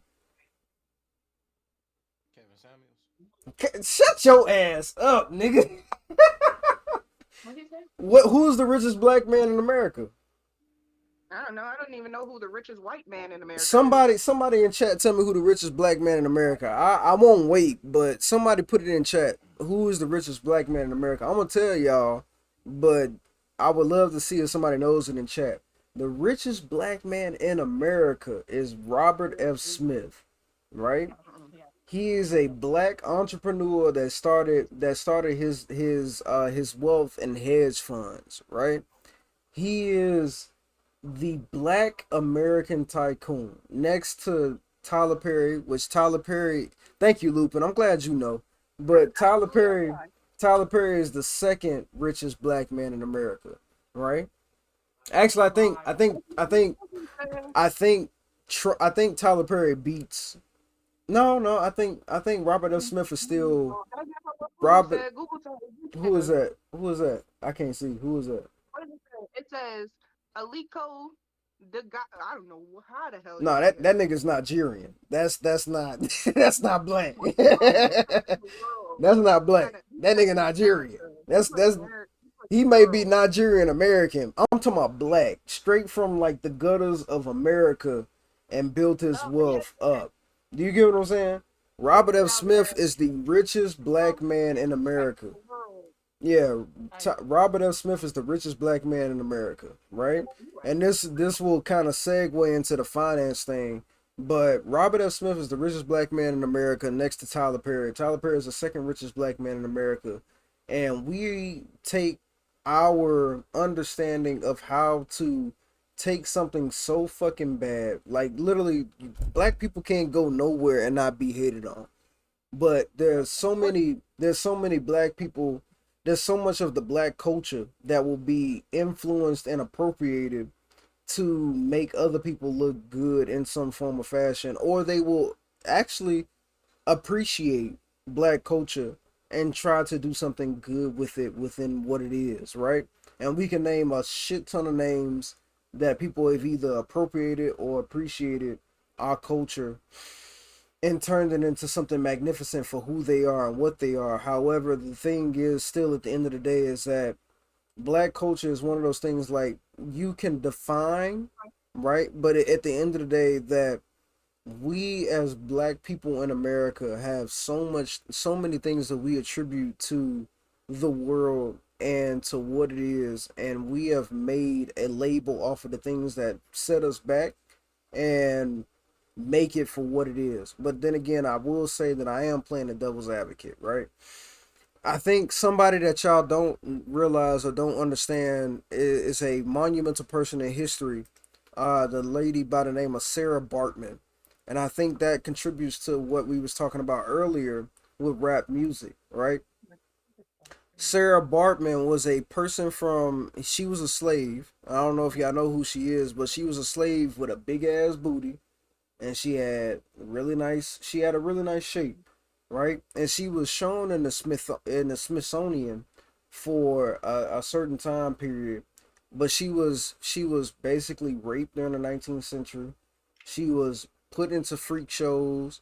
Like, this woman was the depiction of what a black woman is, and she was seen as exotic, right? And I think what black women fail to realize is that this woman was idolized for her bodily complexion or her bodily standards, right?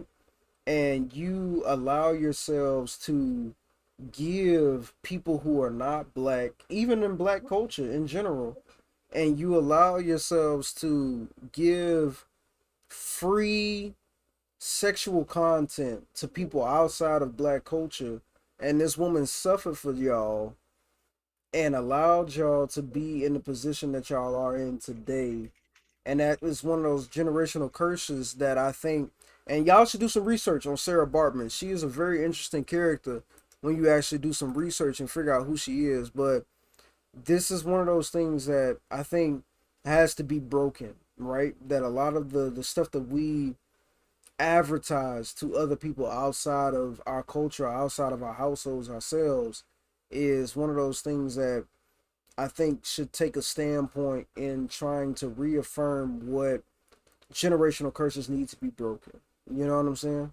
But unless someone else needs to contribute to that, I will move to our next question so we can kind of get this wrapped up. Financially, what are some things you are changing to improve? Financially, what are some things that you are changing to improve your power in a capitalistic society?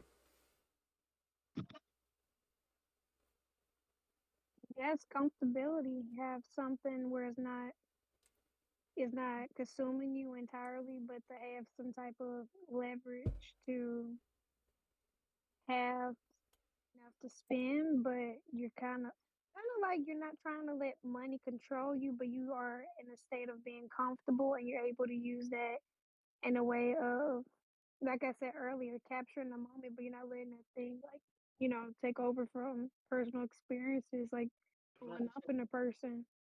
Mm-hmm. I'm not talking about it. Yeah, yeah. I don't want to talk about the finances. No comment. No comment.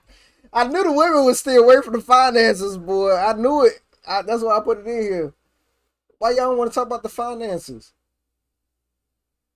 The only thing that I will say that I'm not okay. Never mind. No. Y'all don't want to comment on the finances? No. No.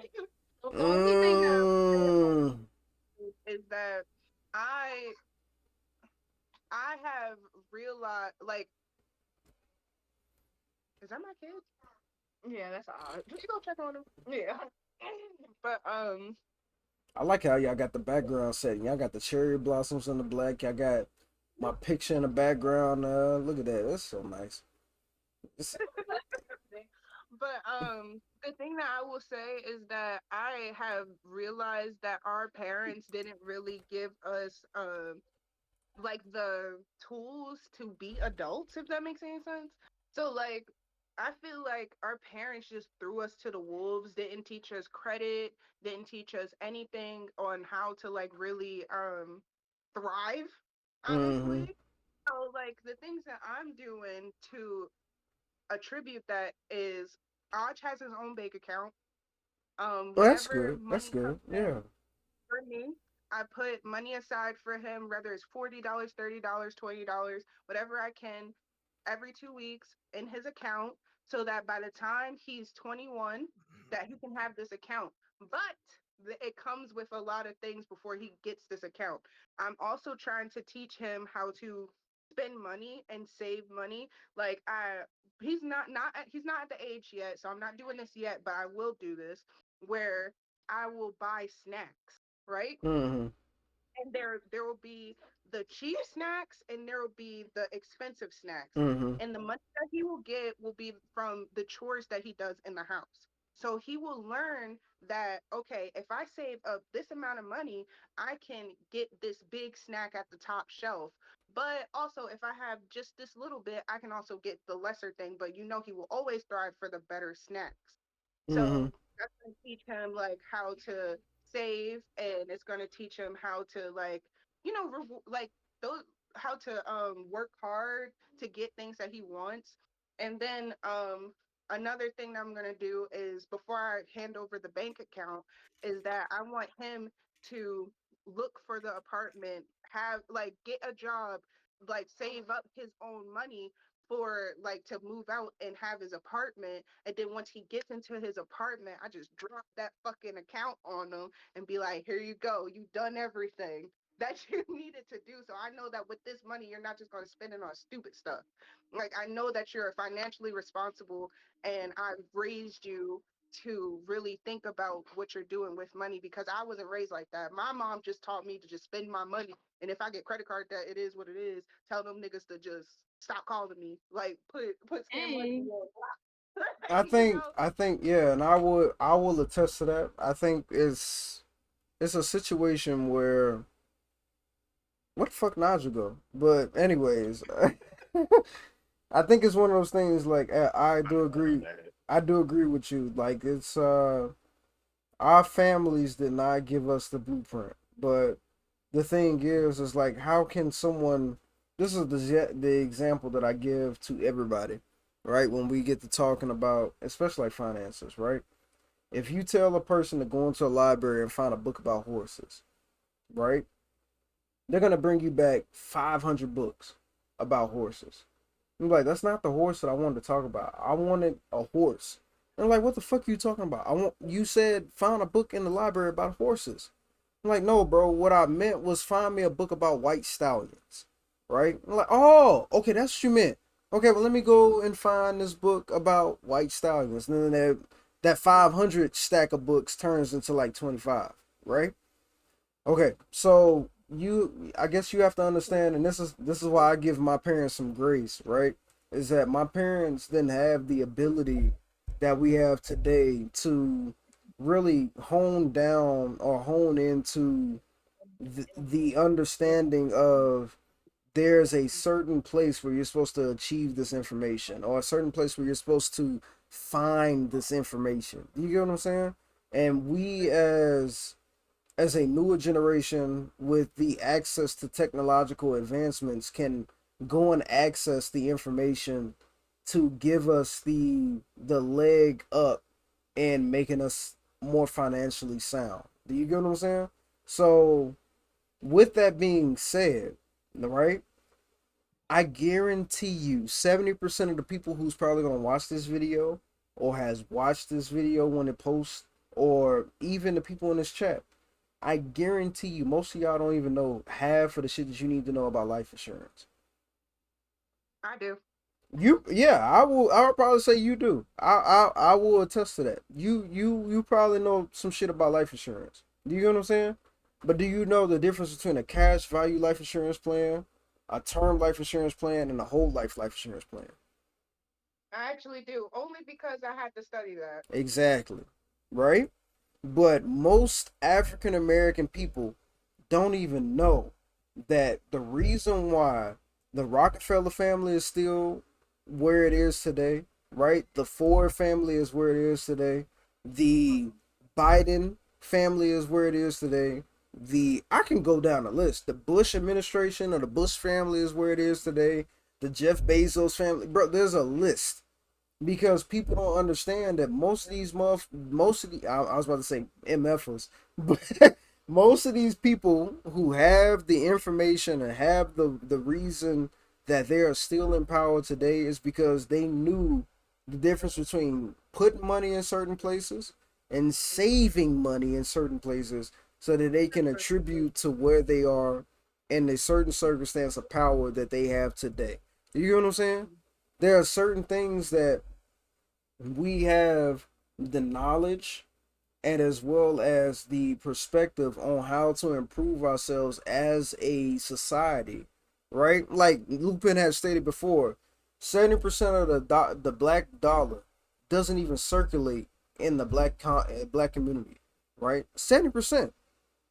We are the biggest attributors, right? As black families, we are the biggest attributors to society, but half of that money doesn't even circulate in our fucking community, right? Okay, so if that's the case, how do we ever expect to get from taking pennies and nickels to having dollars behind our names? Do you get what I'm saying? It don't even make sense. You literally saving pennies and fucking nickels, but you giving dollars to everybody else. How will you ever get out of the situation of trying to make yourself a bigger person in society if you're giving everybody else your dollars and only keeping the pennies and nickels? You get what I'm saying? Do you see how you gave yourself that knowledge of how to be financially responsible, now you will give your children that knowledge of how to be financially aware, and then it will so on and so forth. So you knowing all this stuff is breaking that that generational curse, and that's what I'm Yeah. gonna do for my kid, and that's Shit. what my kid is gonna do for his kid. Like our parents didn't really understand that stuff because what they were taught back in the day was that okay, this money comes in, you have to pay for this, you got to pay for that, you live within your means. Like they didn't really know about savings and 401ks and all that stuff. They don't care, they didn't care about that stuff. They only, like, you had all this goes back again to slavery time, where the reason why we spend money to like flash on each other is because back in slavery days, you know, if you were, you had to be the nicest looking one, and you know everybody need to look at you and be envious and jealous of you. That's all they know, is just to flaunt their wealth or flaunt what the little wealth that they have. Well, we Exactly. don't Not true really house we niggas. don't. They was flexing on field niggas. They was like, we in air Well, conditioning. We yeah, I about to say yeah. sweating. We don't really know that. We only take it from what white people have told us, and that's being That's true. extremely direct.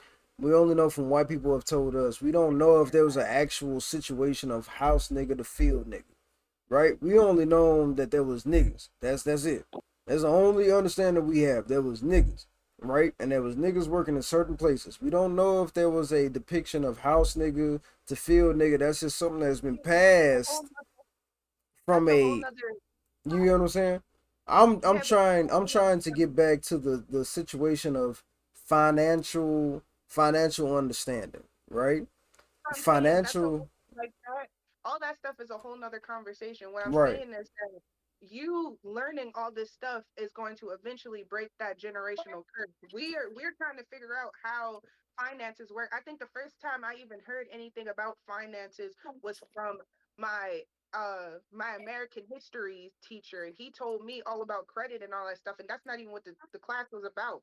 Like my mom never taught me about interest and all that stuff, and don't take out a credit card or this or that, because that's, like, you know, that's not something that they cared about. Money is like, you want to have the most money but then like spend it at the same time. So yeah, again, like I said, we're gonna break that curse, but you know, going back, they never cared about that stuff. We care about that stuff now because we I don't want to don't be broke. I don't know. I think our parents did, and that's the thing. It's like I think you have to show your parents some grace, right? We have such access. We have such an abundant access to those things now. I don't think, and I will attribute that my parents had that in mind. Do you get what I'm saying? And that may be giving them a little more grace than what is necessary. You know what I'm saying? But I still think that they had the understanding that they wanted to give us something, just like I want to give my daughter something that they never had before. Do you get what I'm saying? So I think the understanding was there. It was just the process of how to get there was lost. Do you get what I'm saying? And they didn't have the access or the ability to learn how to get there. Do you get what I'm saying? And that's what makes us different. Is that going back into breaking financial curses? For an example, is that now we have the ability to give our children the understanding and the ability to do so, like you were stating before. However, the thing that I would argue is You gonna be that holding it all are night. people actually doing so?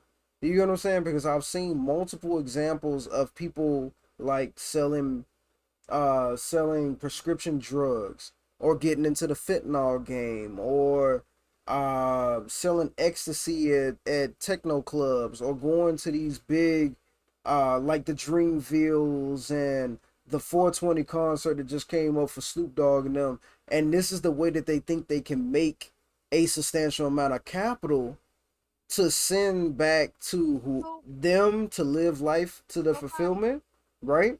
But there's so many legality or so many legal ways to break that generational curse that you can take upon yourself to actually understand and learn, like setting up a 401k, like understanding how a 401k works, like understanding that if you put money, you making $40,000 a year, right?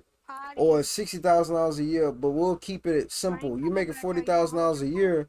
You know you shouldn't be living above your expenses of $40,000 a year. If you're only making $40,000, why are you living above your means of $60,000 or $80,000? You know you're only making $40,000. So why are you trying to live and export yourself to a lifestyle that you can't afford? Do you get what I'm saying? And putting that money into areas like the stock market, like white people have been using since 1920. Why are you not learning the stock market?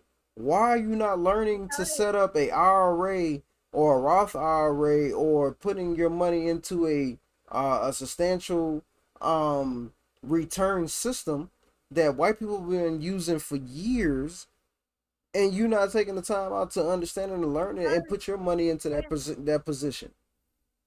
And well, I'm gonna go back into how my parents were raised. I'm gonna just say that my You don't parents hold were it tonight if you don't poop. freaking. No, Mike, mute your mic. I'm about to. I got it. I got it. But my parents were two freaking kids from the hood who got a huge settlement, moved to the suburbs. I would say that growing up I was upper middle class, and we, with all that money that they got from the settlement, can, did that help with any, like, my, oh my gosh, they were so much more so like, look at what I have, look at the new car that I got, look at all the stuff that I have, that they blew through that money that was supposed to last, like, I don't know, up until, well, it's still there. I think it's lasted up until, like, I'm 25 now, so I'm gonna say about 26, 27 years. But the thing is, they had so much money, but they never invested. They were more so like, oh, I'm gonna go down to, like, my family and flaunt my wealth, or look at this new polo jacket that I got, or look at my coach fit, or look at my new purse, look at all this new stuff, instead of investing their money. That's something that I would do, because now I know what it's like to go from being comfortable to being uncomfortable, because my parents didn't set me up to know what it's like in real life. Yeah. So, like I said, like, a lot of black people, when they get money, they don't know how to just be like, oh, let me put this into the stock market, or let me do this, let me do that. I was just talking to my mom about the stock market, and I was like, yeah, I put my money into stocks. And she's like, oh, I've never been interested in that white people stuff. White people? Yeah, yeah, and that's what I'm coming at. That's, you know what I'm saying? They were raised to make it seem like, no, you're supposed to stay poor. That's where you're supposed to be. And if Right, you get rich, you make everybody else jealous of you. right. Like, it's just like, that doesn't make any freaking sense to me. Cause I'm like, you have all this money, and my mom and dad never bought their own house. We have a house that's um it's paid off, but it's not theirs, if that makes any sense. Yeah, Without going into what the settlement is, it's not their house.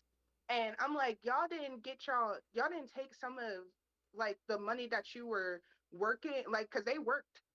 So you didn't take any of that money and put it into your own house, or your own car, or your own self, because now this money is running out. You're about to be broke and have nothing. Nothing. right. That makes absolutely no sense to me. Yeah, Now you out here asking me for $20, $30, all this stuff. Why didn't you decide that, okay, I'm gonna make my own savings so that I can be good for the rest of my life? Now you're looking at me and your children to take care of you. right. A So now hundred my percent. money is our money. Yeah, 100%. I do agree with you, and that's one of the things I won't dig too deep into this unless Brick or Nigel had something to say. I won't dig too deep into this, but I think we've kind of hit the nail on the margin there. Um, or Nunu for that matter. Let me unmute Nunu actually. But I won't dig too deep into that nail. But I think we've all kind of gotten an understanding that there are things that we as a people, y'all, if and I put this out to anybody in chat, please share this information. Please hit the I'm just notification mad I asked bell. my mom how. How you said what? I'm just mad. The one time I asked my mom how much she made, I got screamed at. It's such a weird situation. You know, the biggest two taboos that people fail to discuss with their children is sex and money. It's so Mhm. weird that you can't have those conversations with your parents or with other people. It's sex and taboo. I mean, sex and money, right? Those are like the two Sex and biggest. tattoo. Well, those are the two biggest taboos, right? That's what I meant to say was sex and money are the two biggest taboos that you can't have conversations with people. But I think that is something that needs to be discussed, needs to be understood, and needs to be put out on Front Street a lot more. And I think everybody, if you're in this chat, if you haven't checked out Earn Your Leisure, I'm not sponsored by them whatsoever. But if you can tell them that I'm over here talking about them, that'd be fucking dope. But Earn Your Leisure, aka EYL on YouTube, I watch them habitually. I love those guys, but they pass out financial information that is substantial to the black community, right? So, um, we'll move past that because I think we kind of hit the nail on the margin there. I will say I'm gonna leave with these two questions, and then we'll finish out with the last question, and we'll get out of here. The last two questions are. This is a controversial hot topic. What is your number one pet peeve with our people that needs to be discussed and changed? Right? And then I'll lead into this next one. What is something that you feel like really needs to fucking change for our people to actually move in Our society?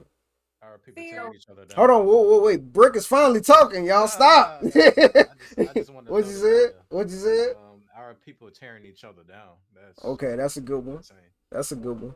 Okay, And I was about to say the same thing, like self-hatred. okay,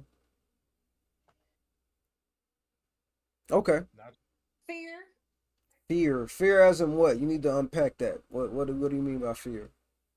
We are so comfortable, like we've been saying, we're so comfortable in our environment that we fear the best for ourselves. We fear to go adventure and make a legacy elsewhere. We're so comfortable in our environment that we don't want to know nothing more for ourselves.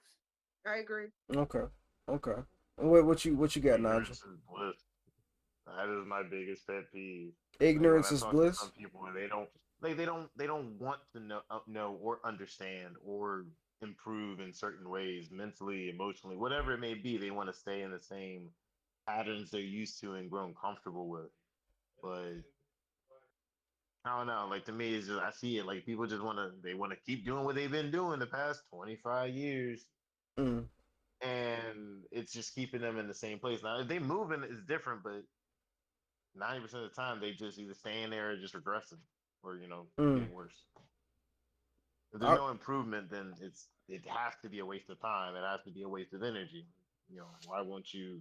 And why won't they see that? You know what I mean? yeah. No, I can agree with that. I think my biggest pet peeve is that people act like they don't know, and that's kind of like ignorance is bliss. Mine's kind of aligned with yours.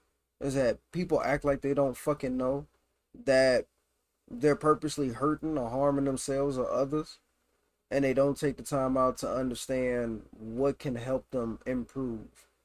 And that's kind of like aligns with what that would be my biggest pet peeve as well. Is that ignorance is bliss. People don't take the time out to actually understand that there are things that you can do to help you label, elevate yourself. You get what I'm saying?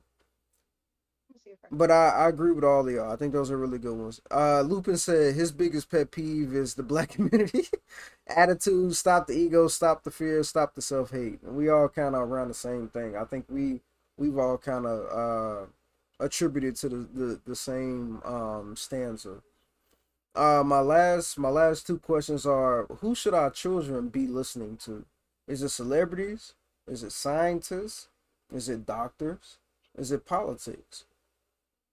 Who should our kids be paying a close ear to? And I will say, like for me, from a personal perspective, I love listening to Neil deGrasse Tyson. Neil deGrasse Tyson is a astrophysicist that has popularized himself in the past like 10 years or so.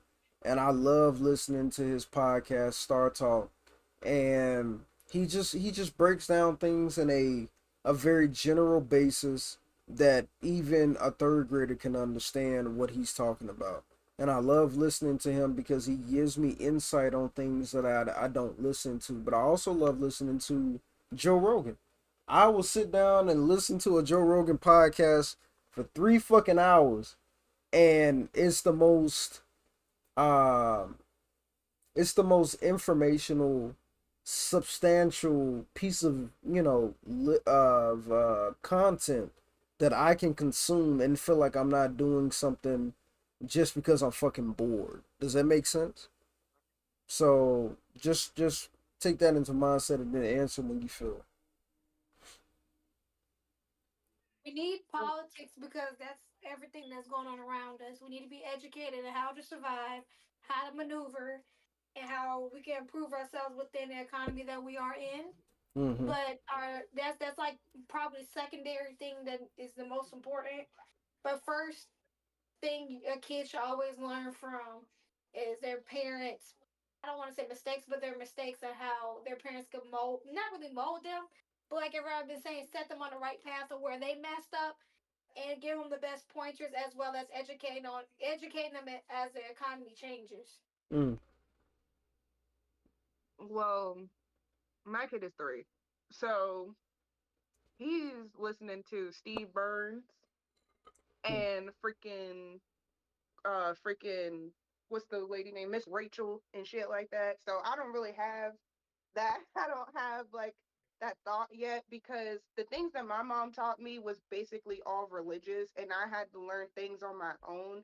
So I think that as he gets older and he becomes interested in certain stuff, like that's when he's going to want to watch the documentaries or open up, like whenever they're ready to receive the information, that's when I will give the information. That's what Mm. I think I'm gonna do. I'm not just gonna be like, hey, listen, you need to watch this because this is how life is going. Like, if you force it, then he's not gonna want to do it. I think when he becomes open minded and want to really understand what the hell I'm talking about, he will do that on his own. Mm. What you got to say, Brick? You need that last opinion, bro. Where you going with this? You said who should your kids listen to? Yeah, yeah. That's the question. I mean, it's it's really like no right and wrong answer to that. Obviously, you would want your kids to listen, to you, as the parent. But I mean, as a kid growing up, your kid gonna have their own, fucking opinions about shit. So I mean, it's really up to them to learn from, mistakes and experiences, and then Hmm. they just learn from that. So Exactly. I feel that. I'm glad nobody said celebrities. That's one of those generational curses that I feel like it's something that needs to be atoned and changed drastically. Because I think we hold celebrities up to a pedestal that is not substantial for the contributions that they are providing back to society. Rather, if they're black, white, Asian, Hispanic, green, purple, blue, whatever it is, right? I'm so glad that to hear y'all say that celebrities should not be on that platform. And I completely vouch and will stand on the platform here and say that nobody should be holding a celebrity to the substantial amount of being an influencer on how you control and deal with your life on a daily basis. So I take it in a certain way, but I think we probably can kind of agree and disagree on what I just said, but I don't think a celebrity should ever be in that position. Does that make sense? For sure. Yeah, For he's sure. And Lupin that's said who we should listen to is Neil deGrasse Tyson, black creators like Marquise Brownlee and T Pain. I don't know about T Pain. Marquise Brownlee, Marquise, and we should pay attention to Oprah, Camilla Harris, AOC, and your power players who aren't just sitting back and doing nothing. what is Camila doing? I'm about to say Camilla Harris ain't really contributing shit. Like I don't know, Lupa, you lost me right there, bro. Like I don't, Lupin, I was with you all the way up until this point. Like, oh, I don't know. I don't know. Neil deGrasse Tyson is a good one. T Pain does have. T Pain has lost his money and got his money back, so I can kind of see T Pain to an extent. Oprah, hell no. Camilla Harris, definitely not. The LC, okay, I can kind of see. Yeah, oh, okay, Oprah in a business sense, I can kind of see that. And Camilla Harris for a different reason. Well, you gonna have to elaborate on the reason, brother. Yeah, you gonna have to elaborate on that reason.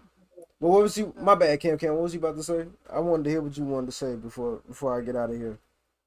Cause we got one more question. Everybody go to sleep. I know, right? So the last question, for everybody, so we can wrap this up, is where do we go from here?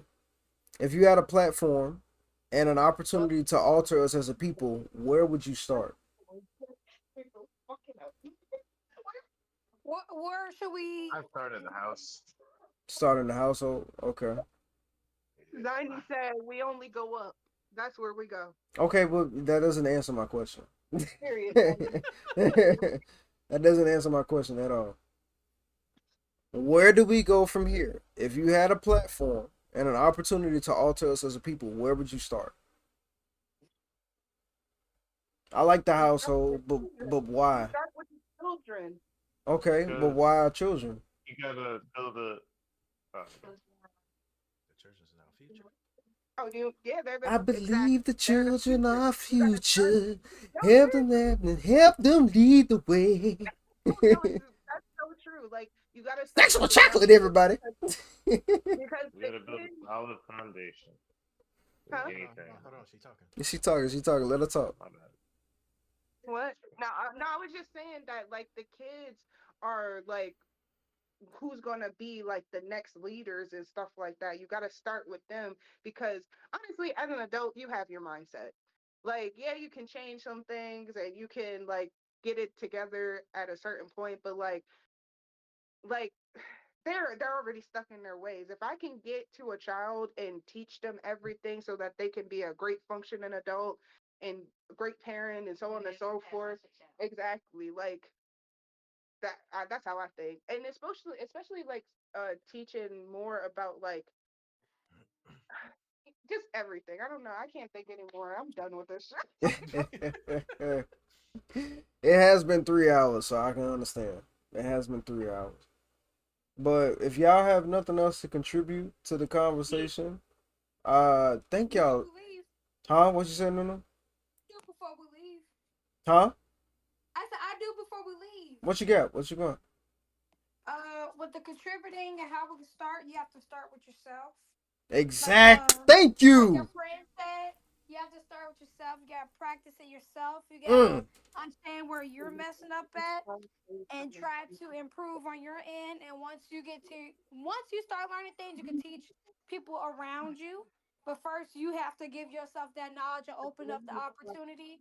And like Cam said, I can see why we should extend our hands to kids. But honestly, since they're so young, and things are going to change over time. We have to start with the people that's now, and that's more my generation, because we are the new adults.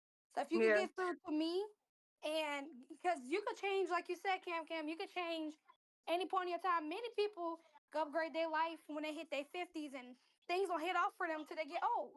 But they have to teach themselves.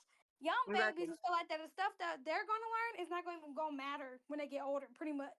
Things are Mhm. changing drastically to the point where whatever we're concerned about is going to get worse, or it might be something we don't even know of yet that will hit the fan. So, with that being said, I think we should focus more on the people that's getting out of high school and influence them. Because no matter what they're being influenced to do, we are still the people who are going to change the shit around us. Right. And honestly, I hate to say this. This is the most hateful shit I'm going to say. No, Lord. But honestly, even if we do give certain kids that knowledge, I really feel like the new generation of kids are going to be the worst menaces because it seems like the more they're growing up, more they're exposed to, and the more hope we have for them. We've been letting each other down for generations. So I Mm. think we have to start with the ones now. Now I don't agree. I don't agree that that those kids are going to be menaces, and the only reason why I say that is because there's parents like um Darius and I who are Mhm. trying to teach our kids how to actually um deal with their selves emotionally and all that stuff. There is a lot of parents who are dropping the ball, but there I've seen too many parents who are trying to like figure all this stuff out and raise functioning Mhm. members of society. Like I really think that Gen Alpha is probably going to be the generation that really changes a lot because we have the knowledge. Mhm. We are starting to um listen and understand and take it to consideration. So then our Mhm. kids are going to grow up to be not only emotionally intelligent but just intelligent in general. Mhm. I can see So that. I can 100% see that. But I'm always about some are going to get it and some aren't. And even if you are taking the proper steps that matter, some kids are they're given everything. They have the above average opportunities than other kids do because of their skin color, because of financial, or just they're just favored. And most of them they have the opportunity, they still fuck up. And you are given all the tools and you still fuck up. So with that being said, like I said, I do agree that the newer generation of kids will be impactful. But like I said, you have to focus on the ones who are actually stepping on the world now, because we are the one who's gonna mold how shit is gonna turn out. world, Yeah, we I are can. the I children. think I can attribute to what Nunu is saying. And the thing that I will leave you all with that's also in the chat is that you have to take into the mindset that there's a saying, right? The saying goes, the son of a warrior, right, grows to be a menace. And once that son becomes a menace, his son becomes a oh man, I'm messing up the saying, but his son becomes a poshed master. And with that posh master, he becomes a servant, right? And we can really dig into that, but basically just understand that the warrior has fought for something to change it into the master, the posh master, turning his son into a person who has taken the advantages and the things that his grandfather fought for, right? To lead into a greater society, and then he fucks it all up. Caesar is a great example of that. If you don't know who Caesar is, right, do your research. But Caesar basically had the same situation happen to him. Caesar was executed and taken out, and his son took over, right? And his son basically fucked up Rome, and that's why Rome fell. Do you get what I'm saying? So take that into consideration. I think that kind of attributes to what Nunu was stating before. Those are just the things that you have to understand is that you can't give your children everything that you have lost. Little Caesar's piece, shut your ass up, nigga.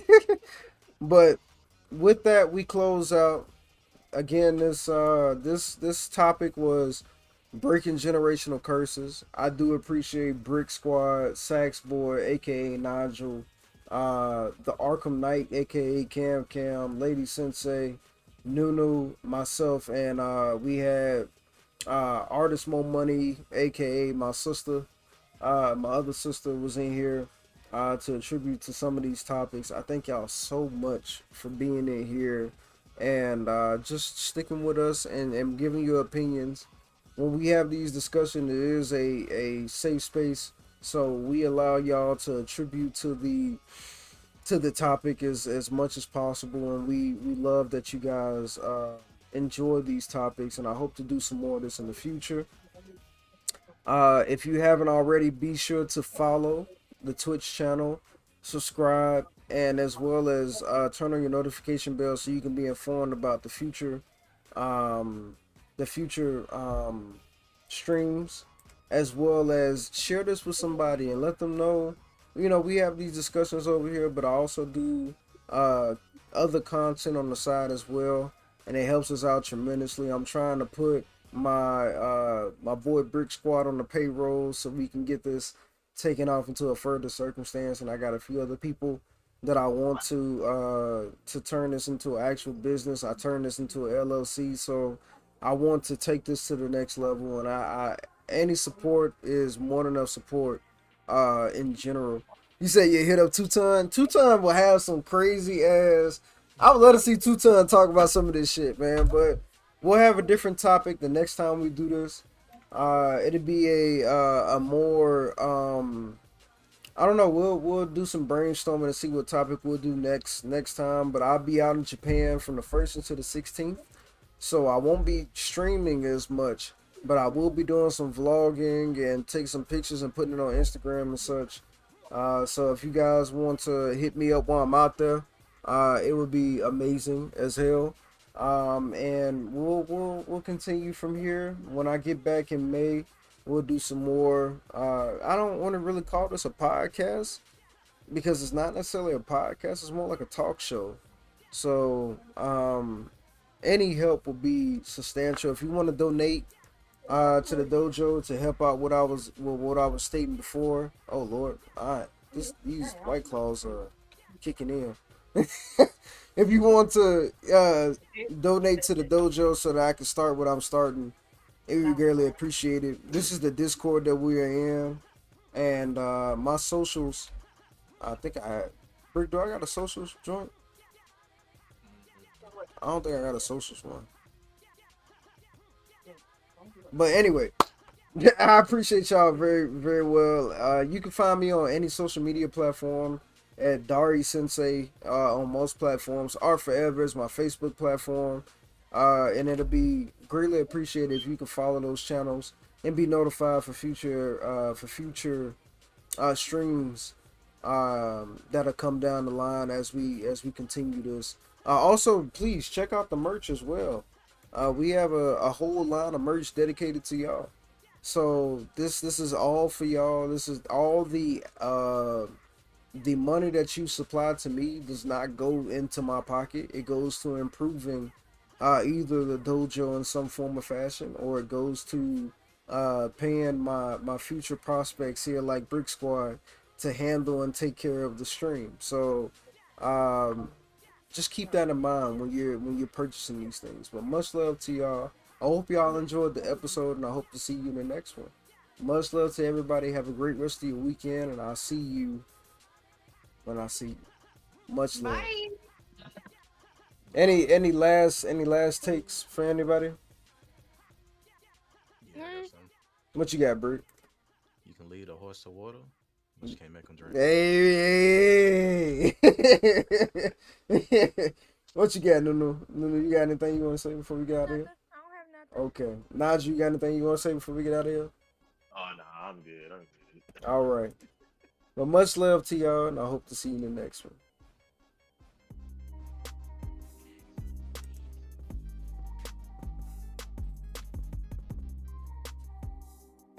How y'all feel about that one? Was that all right?